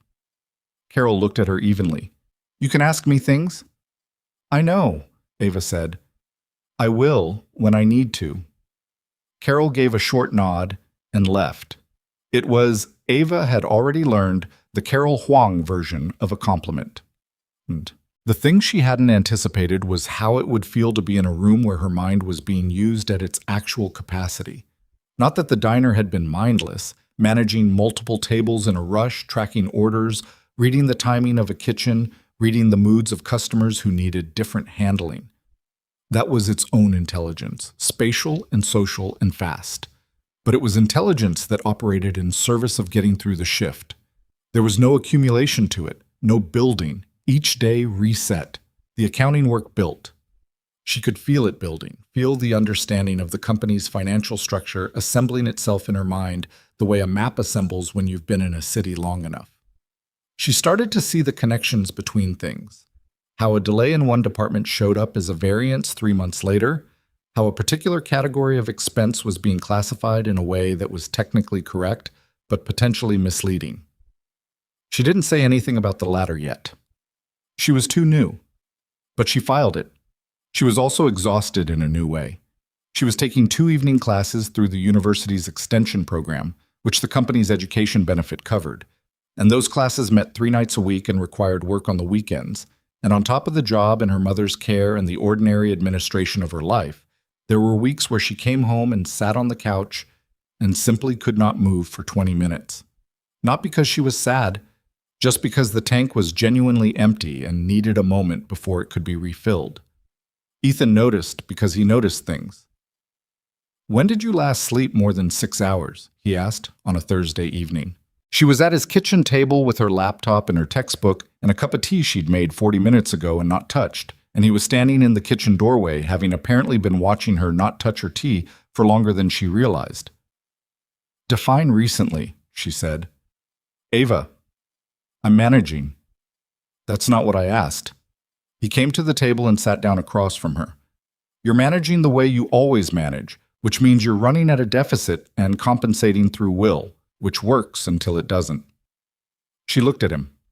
He had the expression he got when he'd thought about something enough to be sure of it and wasn't going to back down from it, which she'd learned to recognize as distinct from stubbornness. It wasn't about winning, it was about accuracy. I don't know how to do it differently right now, she said honestly. There's too much to do. There's always too much to do. He leaned forward, forearms on the table. You don't have to be at maximum capacity to deserve to be here. In the job, in the classes, He stopped. You don't have to earn everything simultaneously. I've always had to earn everything simultaneously, she said. That's not self-pity. That's just the reality. I know it is. His voice was careful, measured, but with something underneath it that was neither of those things. I know it has been, but you're not in the same situation you were in 6 months ago. You can ease the throttle slightly and things will still hold. She looked at him for a long moment. He was right, and she knew he was right, and she also knew that the habit of maximum compression was not something you could simply decide to release. It had been years in the building. It was load-bearing by now. I'll try, she said, which was as honest as she could be. Try counts, he said. It was a Tuesday when things broke open. She had been at the company for 5 weeks, and the day had been long in the specific way of days where nothing goes dramatically wrong, but everything requires slightly more effort than it should.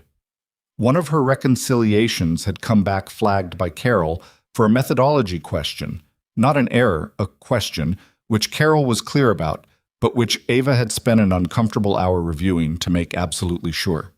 She'd answered the question correctly. It still cost her an hour.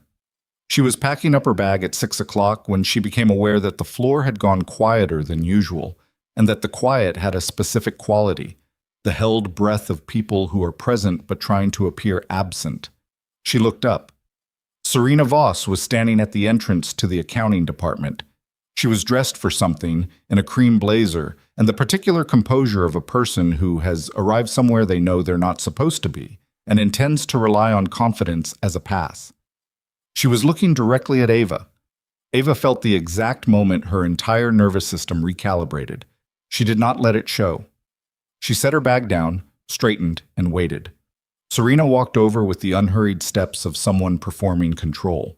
She stopped at the edge of Ava's workstation. "I heard you got a job," she said.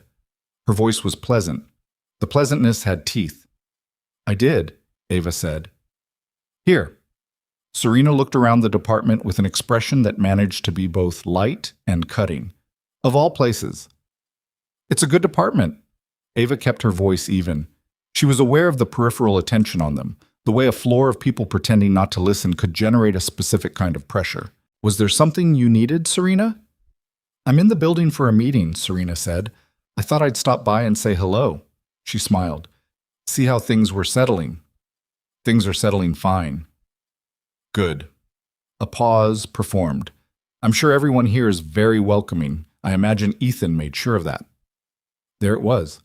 Ava had been waiting for it, and here it came, delivered with the particular casualness of a person who wants you to understand that they consider your presence here an explanation rather than an achievement. The implication was clean and efficient. You are here because of him, and everyone knows it, and the question of whether you belong is not yours to answer. Ava looked at her for a moment. She thought about the pill organizer on the kitchen counter and the card she checked before pharmacy trips. She thought about the reconciliation Carol had questioned and the hours she'd spent being absolutely certain she was right. She thought about the answer she'd arrived at that was, in fact, correct, which Carol had confirmed with a short nod and the specific efficiency of someone moving on because the matter was settled. "I earned this," Ava said. Her voice was quiet. Not aggressive, quiet and absolutely clear, the way things are clear when they're just true. "I want to be direct with you about that. I interviewed for this position the same way anyone else would. Carol Huang interviewed me, gave me a problem, and offered me the job. Ethan wasn't in that room." "He got you the interview?" Serena said. "He got me an interview. The way people with connections do things for people they believe in." She looked at Serena steadily. "You've gotten people interviews before, Serena. I'm fairly sure you'd call that networking, not corruption." Something shifted in Serena's expression. A small tightening, the indication that a hit had landed. "You're different here," Serena said after a moment. Her voice was still pleasant. "In this building, you seem more certain of yourself." "I was always certain of myself," Ava said. "I was just in a room full of people who expected otherwise." She picked up her bag. "I don't think we have much more to say to each other," she said, "but it was good of you to stop by." She walked out, past the workstations with their peripheral watchers, through the elevator lobby, down to the lobby of the building with its clean lines and its badge readers, and out through the main doors into the early evening air. She stood on the sidewalk and let out a long, slow breath. Her hands were shaking slightly. She noticed that, and she noticed that it was not fear. It was something else, the physical residue of holding herself very still while something moved through her. She'd said what she meant. She'd said it clearly, and she hadn't apologized for it, and she hadn't backed away from it. She was standing on the other side of it now, and she was still standing. Her phone buzzed, a text from a number she'd long since saved. "Ethan." "I heard. Carol just called me. She wanted me to know that the woman I hired handled herself, and I'm quoting, with more composure than most people twice her tenure. She also said, and I'm still quoting, tell her the variance methodology answer was correct, and I should have been clearer in my original specification. I've never received a Carol apology before. You appear to have done the impossible." Ava read it twice. She sat down on the low concrete planter beside the building entrance and read it a third time. She thought about Serena's face when she'd said, "I earned this," the small tightening, the thing that landed. She thought about all the versions of that conversation she might have had, the retreating one, the one where she explained herself too much, the one where she let Serena's implications stand without addressing it. She'd had those versions before, in other places, other rooms. She knew how they felt afterward. This felt different, not triumphant. That would have been too clean, just solid. the feeling of something that had been unsteady for a long time settling into its correct position.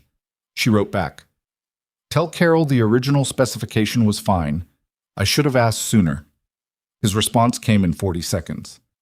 "She'll appreciate that. Are you okay?" She considered the question. The shaking in her hands had stopped. The evening was cool, the street moving around her in its ordinary way, a bus going by, someone walking a dog that was very interested in the planter she was sitting on. She wrote, "I'm actually okay. Not just fine. Actually okay." A pause. Then, "I know the difference." She put her phone in her bag. The dog and its owner had moved on. The bus was gone. She sat for another minute on the planter outside the building that now had her name on a workstation on the 8th floor, and she looked at the ordinary Tuesday evening of the city, and she let herself be, for the first time in longer than she could specifically remember, simply present in a moment that was not requiring anything of her. Then she stood up, adjusted her bag on her shoulder, and started walking toward the bus stop. There was a textbook at home, and a chapter she needed to finish before Thursday, and her mother's evening medications to organize, and none of that had changed. But she walked differently than she had when she'd arrived at the building that morning. She didn't notice it herself. She wasn't the kind of person who tracked herself that way. But the woman who passed her on the sidewalk and happened to glance over would have seen it, a particular quality in the way she held herself, a small but legible shift in the angle of her shoulders, as if something that had been braced against a weight had quietly, tentatively, begun to trust that the weight was no longer coming. The semester grades came in on a Thursday afternoon, posted online at 2:17 p.m., and Ava was in the middle of a departmental review meeting when her phone buzzed in her pocket with the notification. She did not check it during the meeting. She sat through the remaining 40 minutes with the particular discipline of someone who has spent years deferring gratification, who has learned that wanting to know something and being able to know it are separate events that don't always coincide on your preferred timeline. Carol was presenting Q4 projections, and Carol's presentations required full attention not because she demanded it, though she did, but because the information moved fast and the gaps she left between data points were where the actual analysis lived. After the meeting ended and people filtered out, Ava stayed at the table an extra minute under the pretense of gathering her notes. Then she took out her phone. Both classes.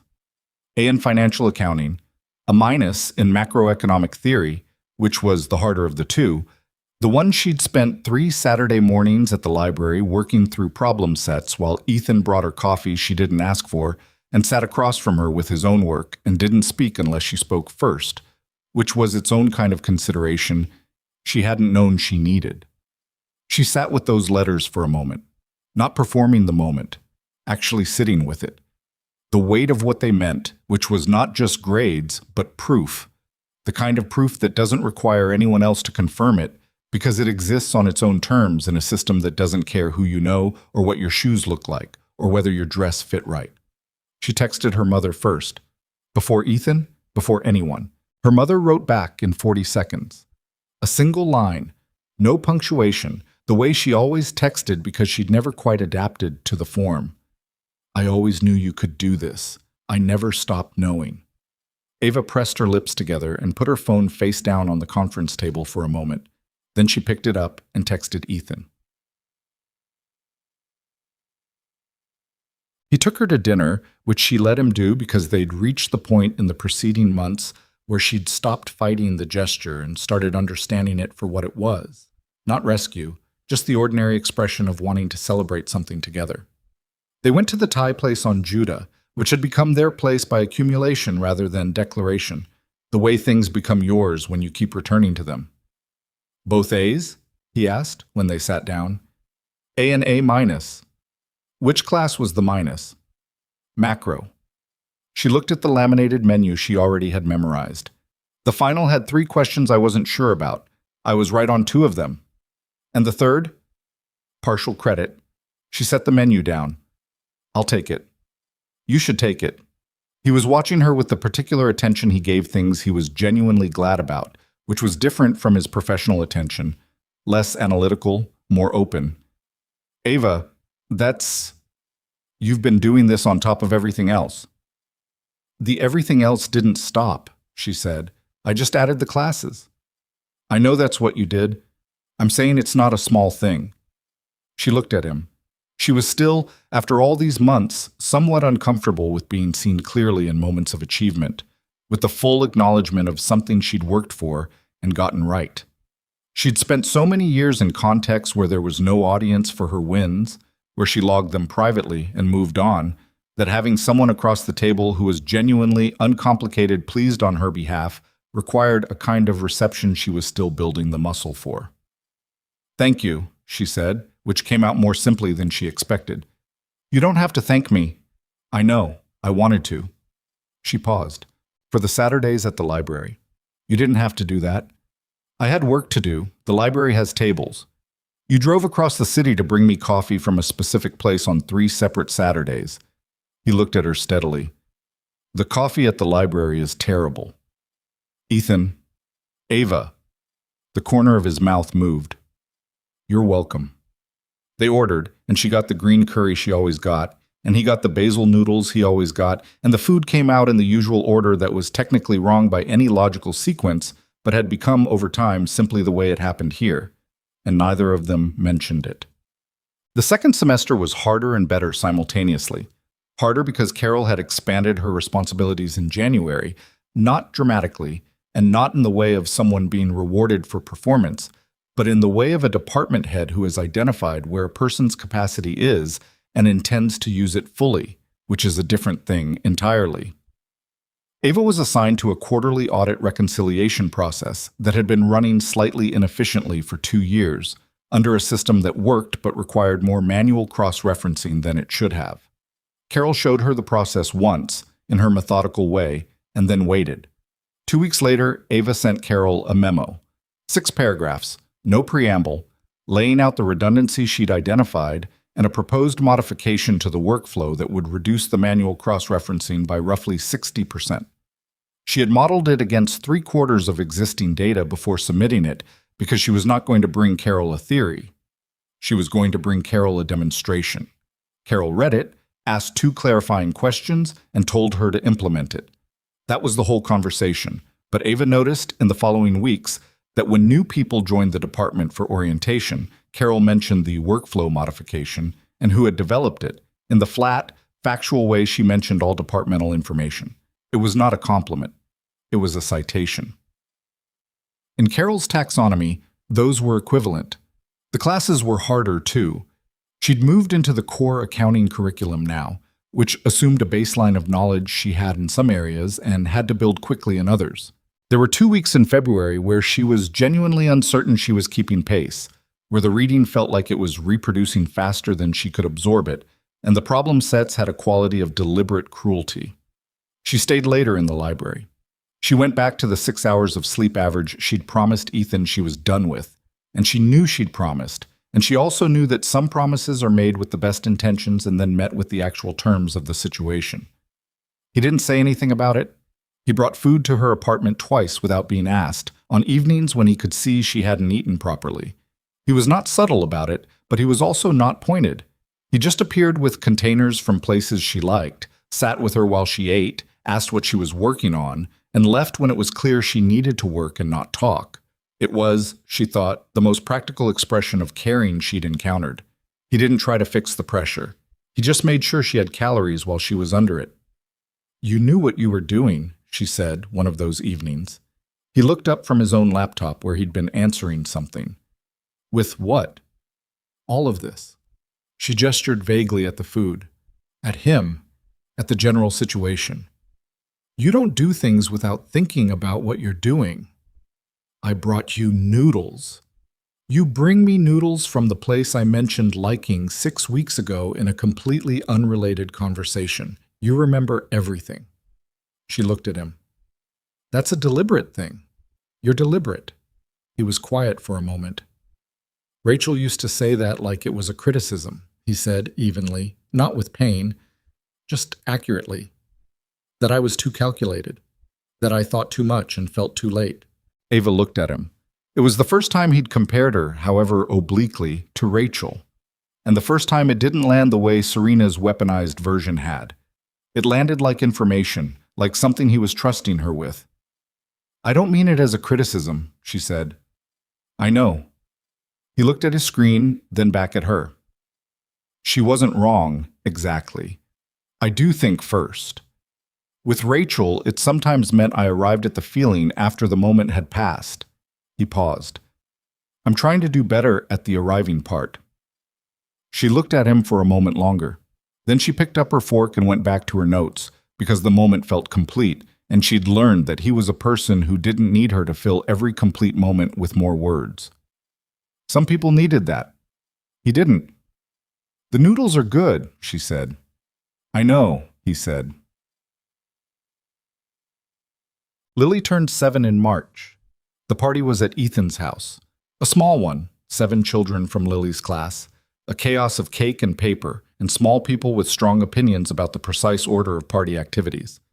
Ava had been folded into the planning over the previous weeks in a way that was gradual enough that she hadn't noticed the degree of her involvement until she was standing in Ethan's kitchen at 8 a.m. on a Saturday, helping assemble 17 goodie bags with the precision of someone who had apparently developed goodie bag opinions. You don't have to do this, Ethan said from the other side of the kitchen island, where he was writing names on small paper bags with a marker. You spelled Mackenzie wrong, she said. He looked at the bag. How?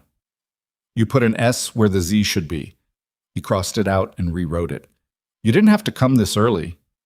You told me 7:30 and I was here at 7:45. She sealed a bag. That's not early. That's on time. By whose standard? Carol's standard. She glanced up at him. I've internalized Carol's standard. He laughed, a real one, the kind that came out before he could shape it, which was her favorite version of his laugh because there weren't that many things that produced it. That's either an excellent development or a concerning one. Both, she said. Probably both. Lily came downstairs at 8:30 in a state of barely contained excitement that expressed itself as an inability to stand still for more than 4 consecutive seconds. She was wearing a shirt that said "Birthday Girl" in letters she had personally approved and had approximately 1,000 questions about when people were arriving and whether the cake was chocolate all the way through or only on the outside, which was a distinction Ava had not previously known was a point of significant concern. All the way through, Ava confirmed. I asked the bakery specifically. Lily absorbed this with the gravity of someone receiving critical intelligence. What about the frosting? Also chocolate, and the writing on top. Your name, in yellow. I checked the proof. Lily looked at her with the specific satisfaction of a person who has been taken seriously. Okay, she said, and went to investigate the goodie bags. Ethan was watching Ava from across the kitchen.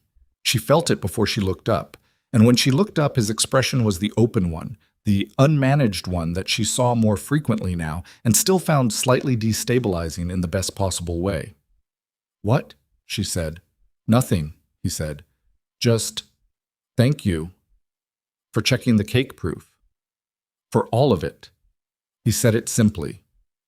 For being here. She held his gaze for a moment, and then Lily announced that someone had put the wrong cartoon stickers in bag number 6, and the moment dissolved into the necessary work of 7-year-old party logistics, which was probably for the best, because she wasn't sure what she would have done with the moment if it had lasted any longer. The party was loud and wonderful and exhausting in the way of things that are both of those things at once. Ava spent most of it in the background, doing the operational work, restocking juice boxes, managing the timing of the cake, steering small people gently away from the display shelf in the living room that had things on it that would not survive enthusiastic 7-year-olds. She wasn't performing the role of anything. She was just useful in the way she was useful. And she moved through the chaos with the ease of someone who'd spent years managing tables in a lunch rush and understood that the skill transferred. At some point in the afternoon, one of the children, a small, serious boy named Felix, who had cake on his shirt and appeared entirely unconcerned about it, came and stood next to her while she was arranging leftover cake slices. Are you Lily's mom? He asked. She stilled, just briefly. I'm a friend of Lily's dad, she said.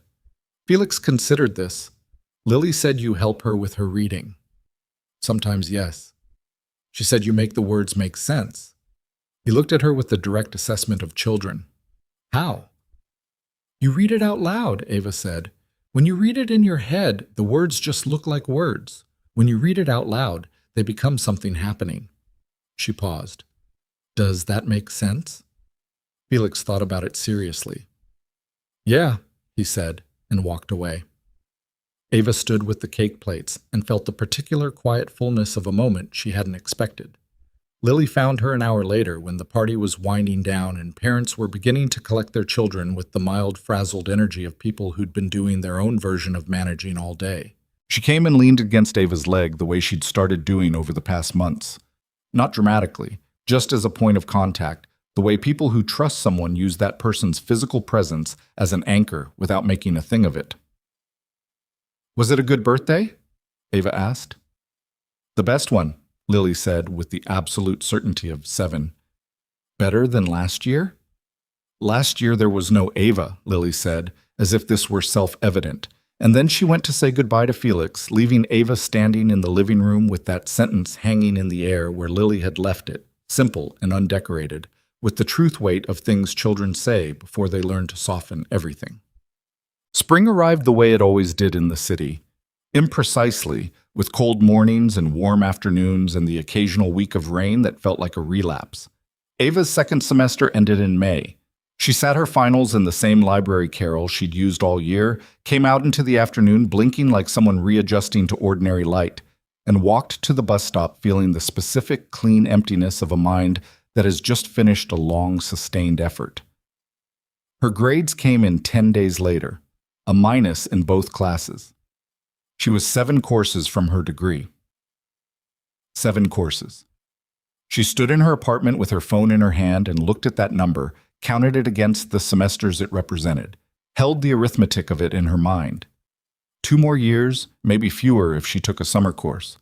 2 years from the moment she'd stood in a restaurant bathroom in a navy dress that didn't fit, looking at her reflection and telling herself it would be fine. She called her mother. 7 more, she said when Margaret picked up. A pause, and then her mother made a sound. Not words, just a sound, the kind that carried everything that words would have taken longer to say. 7, her mother said. That's nothing. It's 2 years. 2 years is nothing. You know what 2 years is? It's the time between your father leaving and you stopping crying about it. And you came out the other side of that just fine. Her mother paused. Better than fine, actually. More yourself. Ava sat down on the couch. The afternoon light came through the window at the angle it had when she first moved into this apartment 7 years ago, before the medical bills, before the diner, before a restaurant called Aurelius and a sidewalk under a street light. The same light, the same window. Everything else in different positions. Mom, she said. How are you feeling? Not the answer you give me, the actual one. Her mother was quiet for a moment. Better than I was at Christmas, she said carefully. Worse than I'd like. About where I expected to be. A pause. The new medication is easier on my stomach. That's a real thing. I sleep better. Dr. Okafor said your last set of numbers was encouraging. He said encouraging, not good. There's a difference. I know there's a difference. I'm not pretending it's more than it is, her mother said. I'm just telling you the true version. The new medication is better, the numbers are encouraging, and I'm still sick. All of those things are true at the same time. A pause. Are you okay with all of those things being true at the same time? I've been okay with it for a while. I know, I just check. Her mother's voice softened slightly. You sound different, Ava. Different how? Less like you're holding your breath.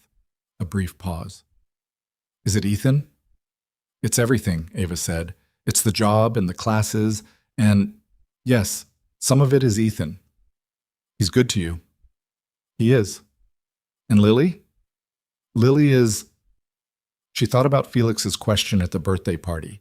Are you Lily's mom? And Lily's matter-of-fact sentence afterward. Last year there was no Ava. She's something else, Ava said. I don't have a better description. You don't need one. Her mother made a small, satisfied sound. Some things are past describing. Bone. She was at her workstation on a Tuesday morning in June when Carol appeared beside her with the particular deliberateness that meant this was not a passing exchange. "The department head position for financial compliance is opening in Q3, Carol said, without preamble. Nguyen is relocating to the Portland office." Ava looked up. "Okay. You've been here 8 months. You are formally underqualified by every standard metric. You don't have the degree yet. Your years of experience in the field are under 1 year, and the position typically requires both." Carol looked at her with the flat, steady gaze she gave all information, complimentary or otherwise. "I'm going to recommend you for it anyway." The floor did something slightly unsteady under Ava's feet, or that was the sensation, although she was quite sure the floor was fine. "Carol." "The recommendation comes with conditions," Carol continued, as if Ava hadn't spoken. "You would need to complete at least 4 additional courses before the position is finalized. The compliance specialization requires specific coursework which the education program covers. You would need to carry the department through an external audit in Q4 without direct supervision from me. I'll be advising, but you'd be the primary interface with the auditors." She paused. "And you would need to not make me regret it." "I won't make you regret it." "I know you believe that. I believe it also, which is why I'm doing this." Carol tilted her head very slightly. "You found an inefficiency in a workflow that had been running for 2 years without anyone flagging it. You documented it, modeled it, and presented it to me in a format that required no follow-up questions except the 2 I chose to ask for my own satisfaction." She looked at Ava steadily.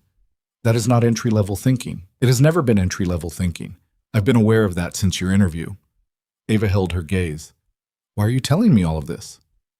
"Because I don't believe in withholding relevant information from people who can use it." Carol straightened. "You've been in this department for 8 months wondering whether you belong here. I'm telling you directly, you do. Not because of Ethan Calloway, because of the work." She let that land for a moment. "The recommendation goes to HR next week. Think about whether you want it." She walked away. That was the whole conversation. Carol did not linger. Ava sat at her workstation and looked at her screen, which had a spreadsheet open that she was no longer seeing. She was looking at something further away than the screen. The 8 months behind her, the year before that, the sidewalk, the coffee place, the hospital room, the library carols, the birthday party, and Felix with cake on his shirt, and Lily's sentence like a plain and perfect gift. She thought about the version of herself who had stood in the bathroom of that restaurant and said it's fine to her own reflection, who had spent years being fine the way she'd described it to Ethan, keeping moving, not the same as okay.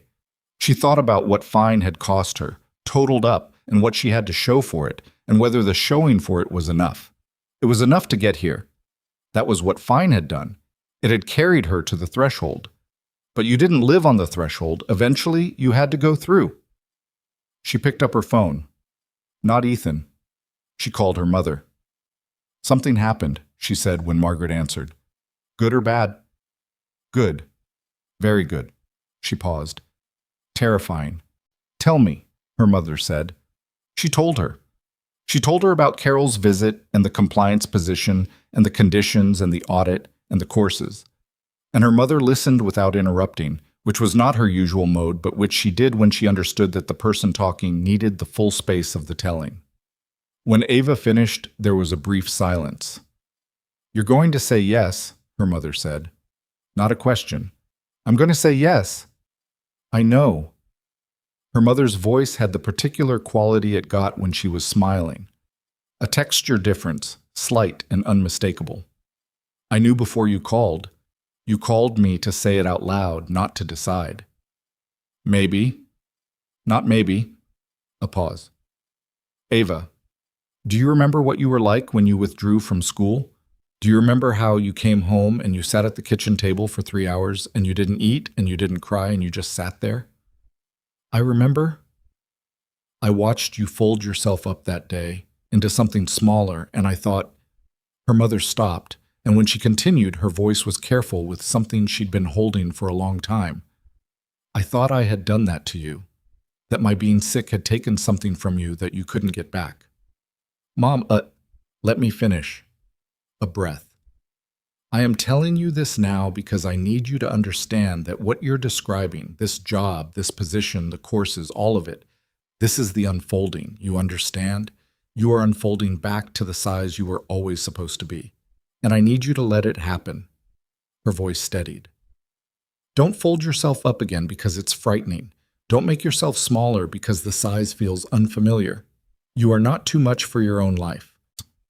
Ava sat at her desk on the 8th floor of a building she'd earned the right to be in, with a spreadsheet she couldn't see and a phone pressed against her ear, and she breathed. Okay, she said. Say yes to Carol, her mother said, and then call Ethan. I'll call Ethan first. Her mother made the small sound that meant she'd expected that answer and was entirely satisfied by it. She told Ethan that evening, at his house, after Lily was asleep. They were in the kitchen, the ordinary end of an ordinary evening, dishes put away and the quiet that followed a day of full living settling over the house. She told him about Carol's visit. All of it. The exact words, the conditions, the audit, the courses, what she'd said and what Carol had said. He listened the way he always listened, with his full attention and without managing the direction of it. When she finished, he didn't say anything for a moment. He was leaning against the kitchen counter, arms crossed, looking at her with an expression she'd learned over the preceding months to read with some accuracy.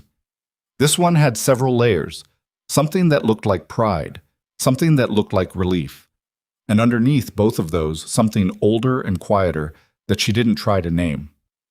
I didn't do this, he said. I want to be clear about that. Carol doesn't...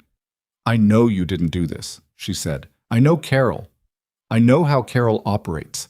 If you tried to influence this, she would have told me, and it would have made her less likely to recommend me, not more. He nodded. Okay, I need to say something. You keep saying that and then saying real things, he said. It's one of my favorite things about you. She looked at him.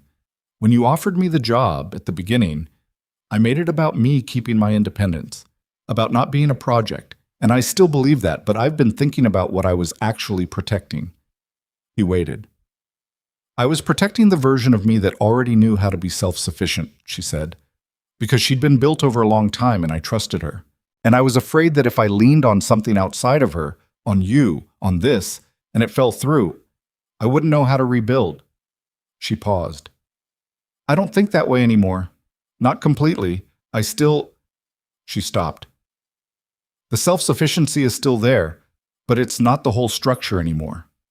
He looked at her across the kitchen, with the quiet that had always been his most legible form of presence. I know, he said. I'm not finished being scared, she said. I want to be honest about that. The compliance position, 2 more years of school on top of working full-time, my mother's situation. Ava, she stopped. You don't have to make the case for your own fear, he said. I know it's there. I have fear too. About Lily. He stopped. Started again. About wanting something I didn't let myself want for a long time and not being sure I remember how. He looked at her. We're both scared. We're doing it anyway. That's the whole story. She looked at him for a long moment. From upstairs, very faintly, came the sound of Lily shifting in her sleep, the small sounds of a child's unconscious movement, the alive and ordinary evidence of a life proceeding. The kitchen was quiet around them, the city outside the window carrying on its indifferent business, and Ethan was looking at her with the open expression, the one she kept finding destabilizing, and she thought about her mother's words on the phone that afternoon. You are not too much for your own life. I'm going to say yes to Carol, she said. Good, he said. And then I'm going to finish the degree. Good. And I'm going to be scared the whole time. I know. He pushed off from the counter and crossed the kitchen, and when he was close enough, she could see the exact quality of the expression. Steady, decided, the look of a man who has been holding something carefully for a long time and has finally put it down in the right place. And I'm going to be here the whole time. That's also the whole story. She held his gaze. Then she leaned forward and rested her forehead against his shoulder, briefly. The way you allow yourself to be held by something when you've finally accepted that it will hold, and she felt him put one hand on her back, light and certain, the architecture of something that had been building without announcement for the better part of a year. Okay, she said into the quiet of the kitchen.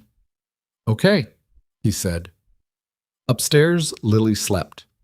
The city moved outside the window, and in the kitchen, two people who had both learned the hard way that things fall apart stood close together and chose, without theater, to try building something anyway. The Q4 audit started on a Monday in October, and Ava did not sleep well the Sunday before it. She lay in her apartment in the dark. She'd stopped thinking of the studio as temporary somewhere around month 4 of the job, had started actually living in it rather than camping in it, had bought a real lamp and replaced the sticky burner and hung the photo of herself and her mother in a frame that wasn't crooked. And she stared at the ceiling and ran through the audit procedures in her mind, the way she used to run through her table sections before a lunch rush, checking coverage, identifying the gaps. The external auditors were from a firm that had a reputation for being thorough in the way that meant they would find things, and the finding of things was not the concern.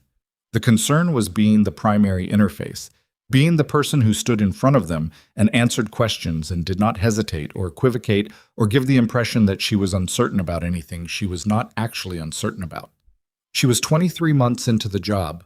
She had 8 courses left, was on track to finish in the spring. The compliance position had been official for 4 months, and in those 4 months she had restructured 2 reporting workflows, identified a classification inconsistency that would have created a problem in the following year's tax filing, and built a tracking system for regulatory changes that Carol had reviewed, made 3 notes on, and then distributed to the broader team as a departmental template. These were real things. She knew they were real things. She also knew that knowing you've done real things and standing in a conference room with auditors who don't know you from anyone is not the same experience, and her body was aware of the difference at 1 a.m. in the dark. She texted Ethan. Not about the audit, just still awake. He wrote back in under a minute, which meant he was also awake, which meant something was on his mind too, or he'd learned to sleep lightly when she might need him, and she wasn't sure which possibility moved her more. What's the ceiling looking like? He wrote. The same as always. Unremarkable. Then stop looking at it. The audit is not going to be decided by what you do at 1 a.m. I know that. You know it, and you're still looking at the ceiling. She turned onto her side, away from the ceiling. How's Lily? Asleep, unlike certain adults. She made you something today. Wouldn't tell me what it is. She put it in an envelope and wrote your name on it and then told me not to look at it, which I absolutely did not do. Did you look at it? I would never. Ethan. It's a drawing of the 3 of us by the river. She gave me the shortest legs. I'm choosing to believe it's artistic interpretation. Ava lay in the dark and pressed her smile into her pillow like she was 17 and not 32. Tell her I can't wait to see it. Get some sleep. You're going to be fine tomorrow. Fine or okay? A pause, longer than his usual response time. Then, okay, I think tomorrow you're going to be actually okay. She closed her eyes. She didn't sleep immediately.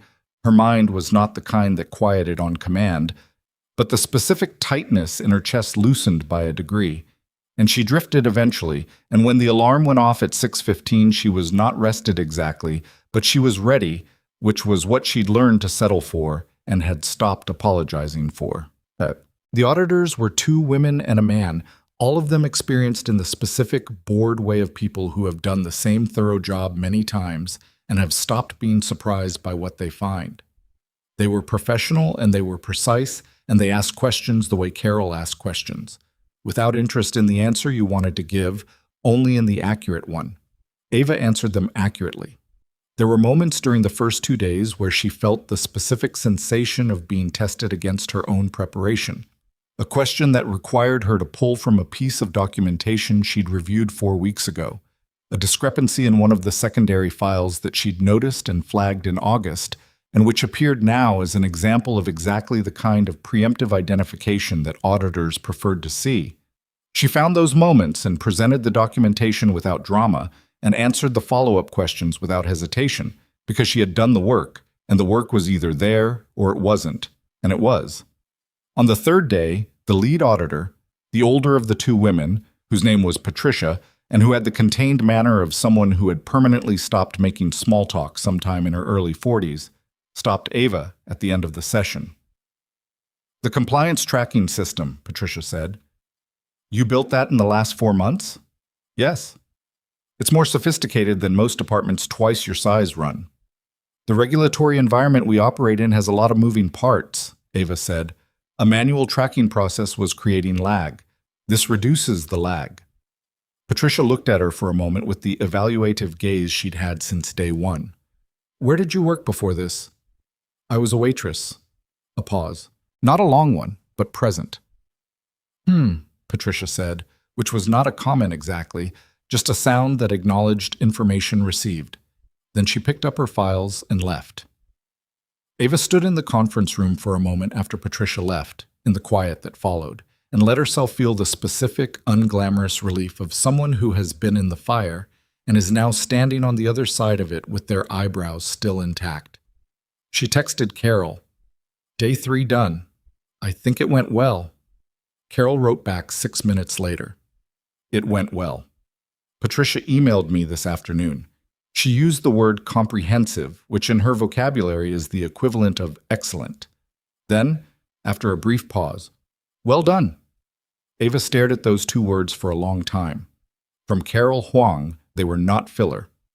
They were exactly what they were, no more and no less, which was how Carol operated and why they meant something. She wrote back, "Thank you for recommending me." Carol's response was immediate. "Thank you for making it worth recommending." The audit wrapped on a Friday. The official report would take weeks, but Patricia had indicated in the final session debrief, in her contained, minimalist way, that the department's compliance record was clean and their documentation practices were notably above the standard threshold, which meant nothing was wrong and everything was where it was supposed to be. And the year of work that had gone into making it that way had done what it was supposed to do. Ethan took her to the Thai place. It had become the location of things that mattered. The grade celebration, the compliance position conversation, and now this. The plastic chairs were still red. The menu was still laminated. They got the order wrong in the usual way. Patricia used the word comprehensive, Ava said.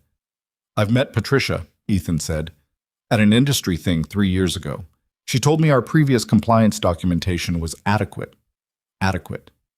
From Patricia, adequate means you avoided a problem. Comprehensive means you built something. He looked at her. "That's not a small distinction." She looked at her curry. "I keep waiting for someone to tell me I don't belong there." "No one's going to tell you that. Serena said it." Serena was wrong about it then, and she'd be wrong about it now. He said it without heat, just as fact. "And you said it yourself at the beginning, in the parking lot of that coffee place, after you stood up to her. You said I earned this. You said it before it was as true as it is now." "I was scared when I said it." "I know. Saying it scared is harder than saying it sure." He held her gaze. "You've been saying true things scared for as long as I've known you. That's not a flaw.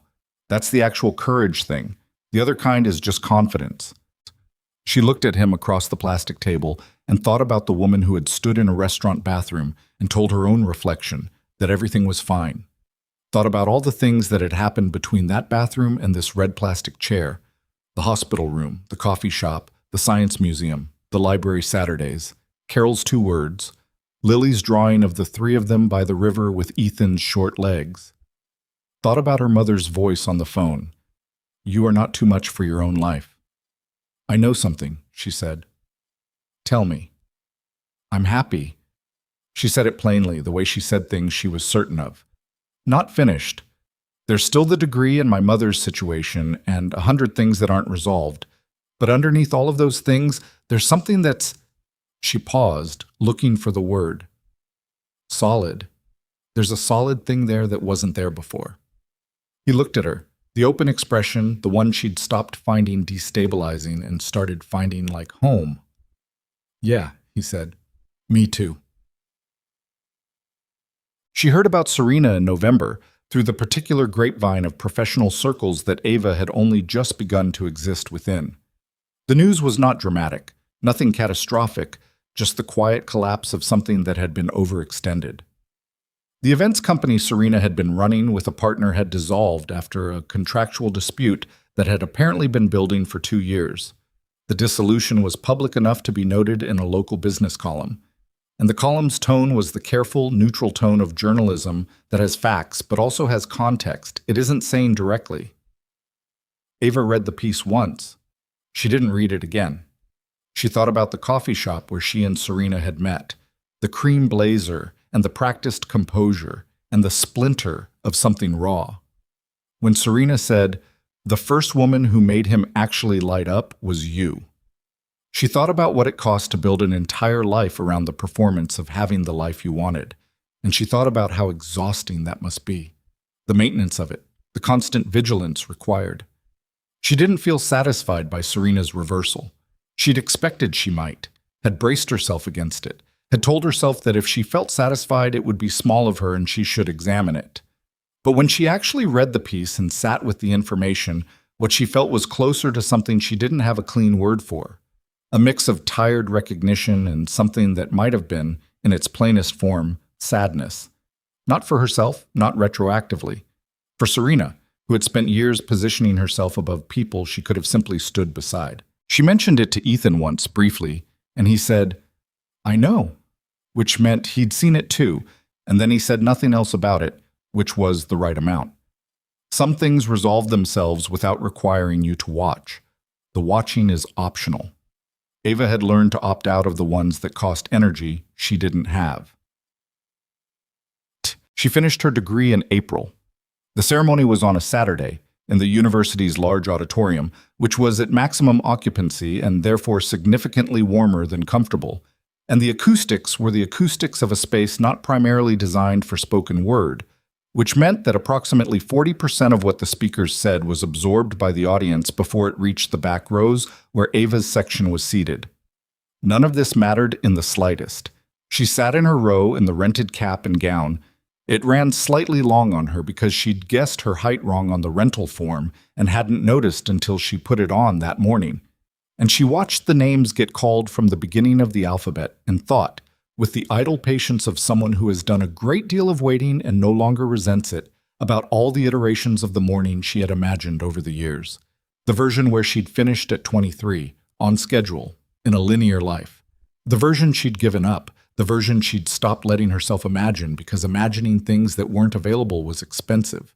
And this version, the actual one, which was messier than any imagined version and which had taken so long that she was sitting here at 32 in a gown that was too long, with a job she'd built and a degree she'd earned in the in-between hours of an already full life.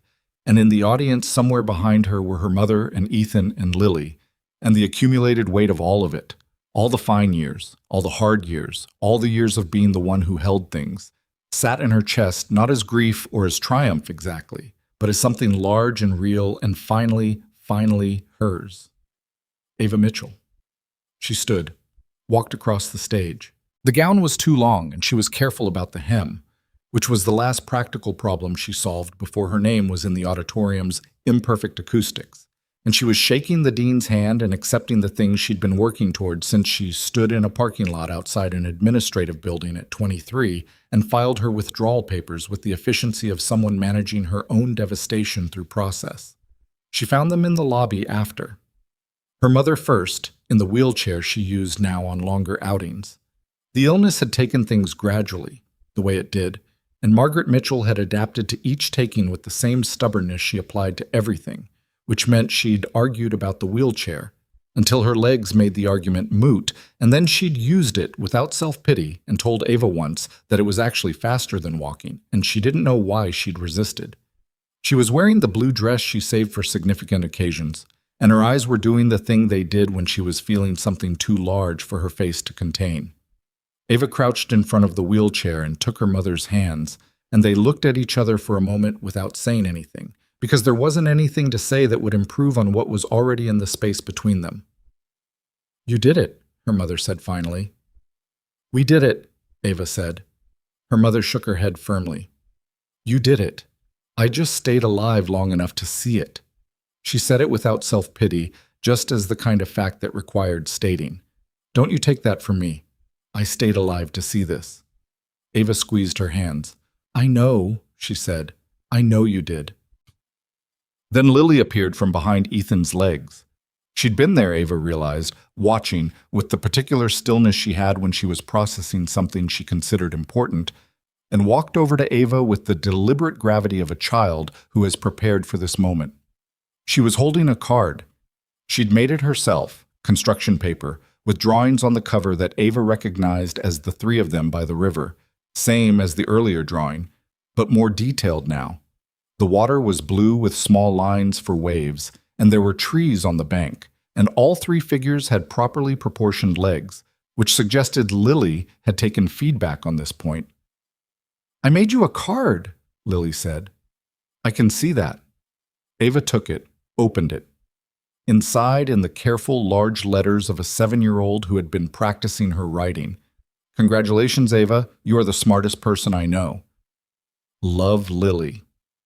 Under the text, she had drawn a diploma, which looked like a scroll, which Lily had labeled diploma, in case the intent wasn't clear. Ava looked at this card for a long time. "Do you like it?" Lily asked. "I love it," Ava said. "I'm going to keep it forever."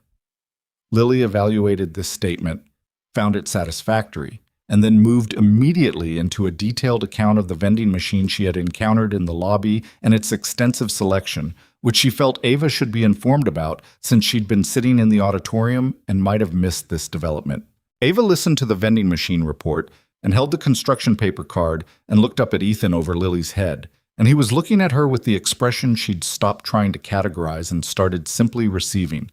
The one that said, "I see all of it," the card, and the mother in the wheelchair, and the gown that's too long, and the 7 years that got you here, and I'm not going anywhere. He proposed on a Thursday evening in May at the river. She knew it was the river because he'd asked her 2 weeks before if she wanted to take a walk there on Thursday evening, and she'd said yes, and then she'd spent the following 2 weeks aware that something was coming without knowing its exact shape, which was becoming a familiar experience with him and one she'd stopped resisting. The evening was mild. The river moved alongside them the way rivers do, with the particular indifference of things that have been doing what they do for longer than any of the people watching them. And the light on the water was the long gold light of May evenings in the city, when the sun drops slow and warm and the world holds the color longer than you expect. Lily was with them. This was not accidental.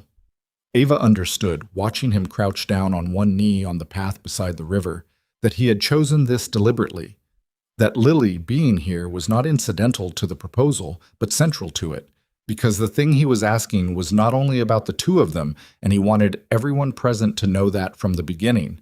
He was not proposing a relationship. He was proposing a family, with all three of them standing in it. He looked up at her from the path. In his hand was a ring, simple, a single stone, the kind chosen by someone who pays attention to what the other person actually likes, rather than what the category traditionally requires.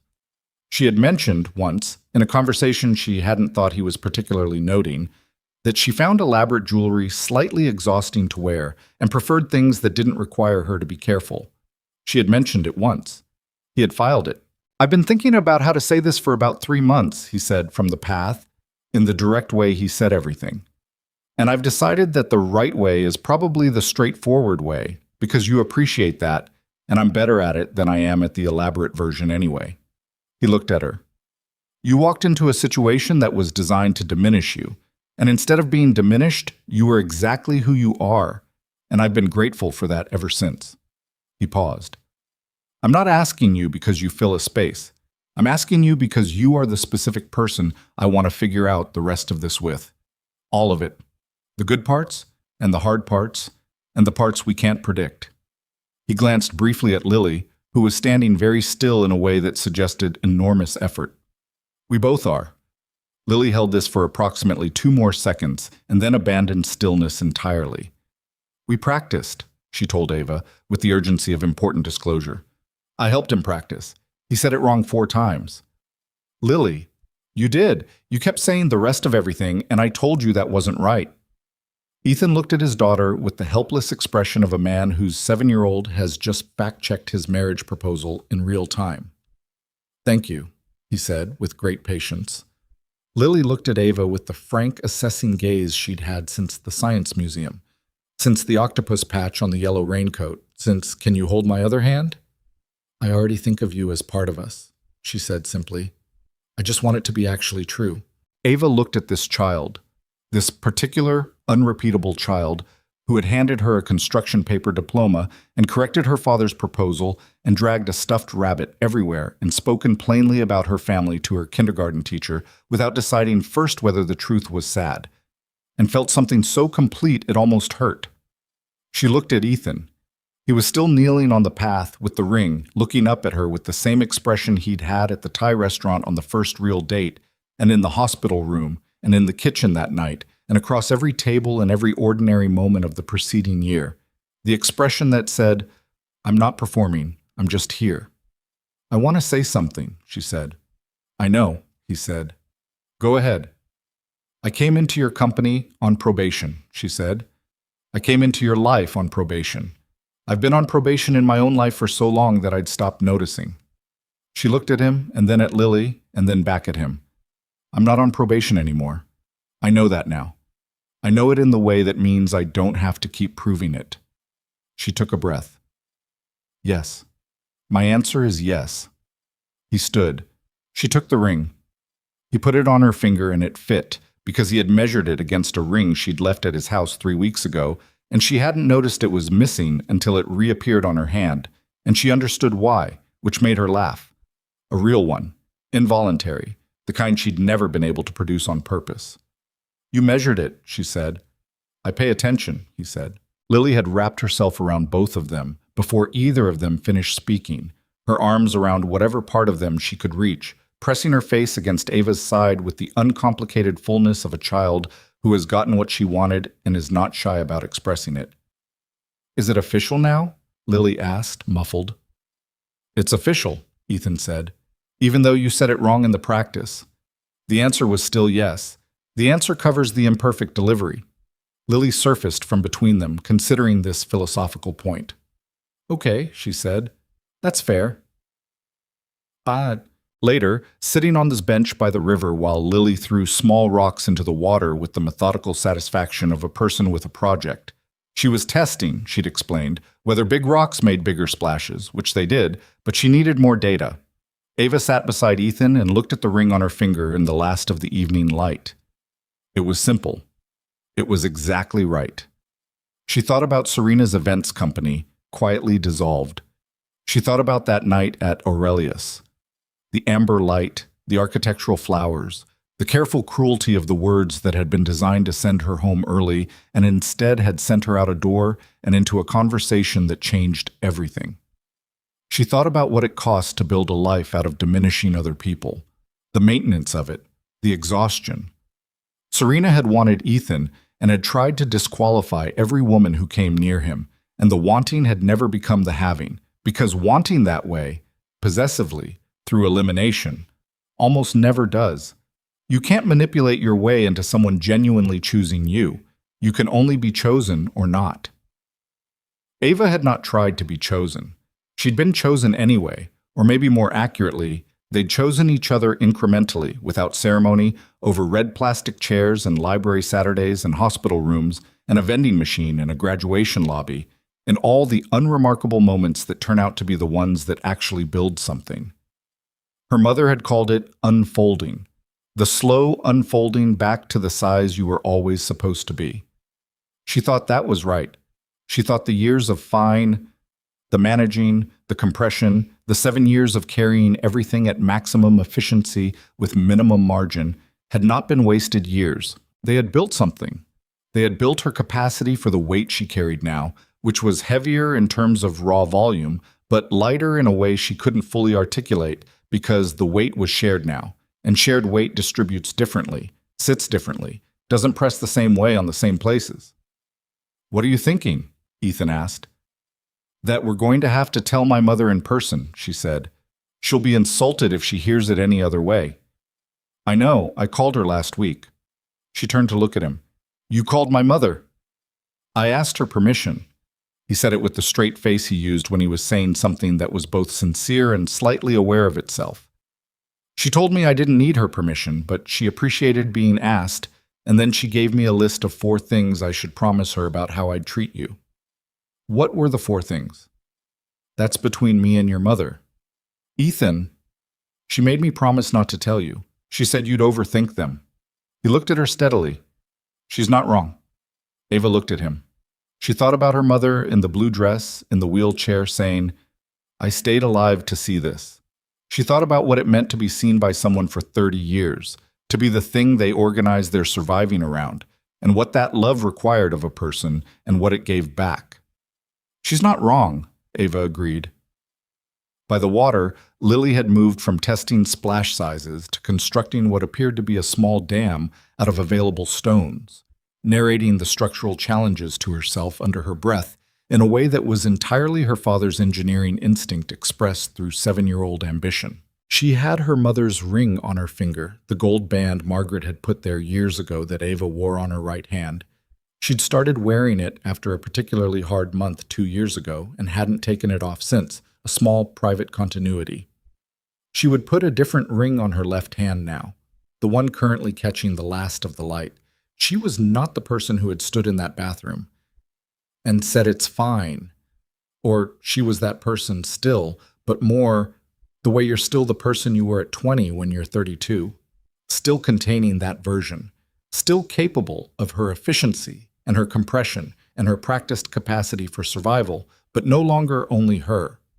Built out from her, the way structures build from their foundations so that the foundation is still there and doing its work and the weight is now distributed across more than one point.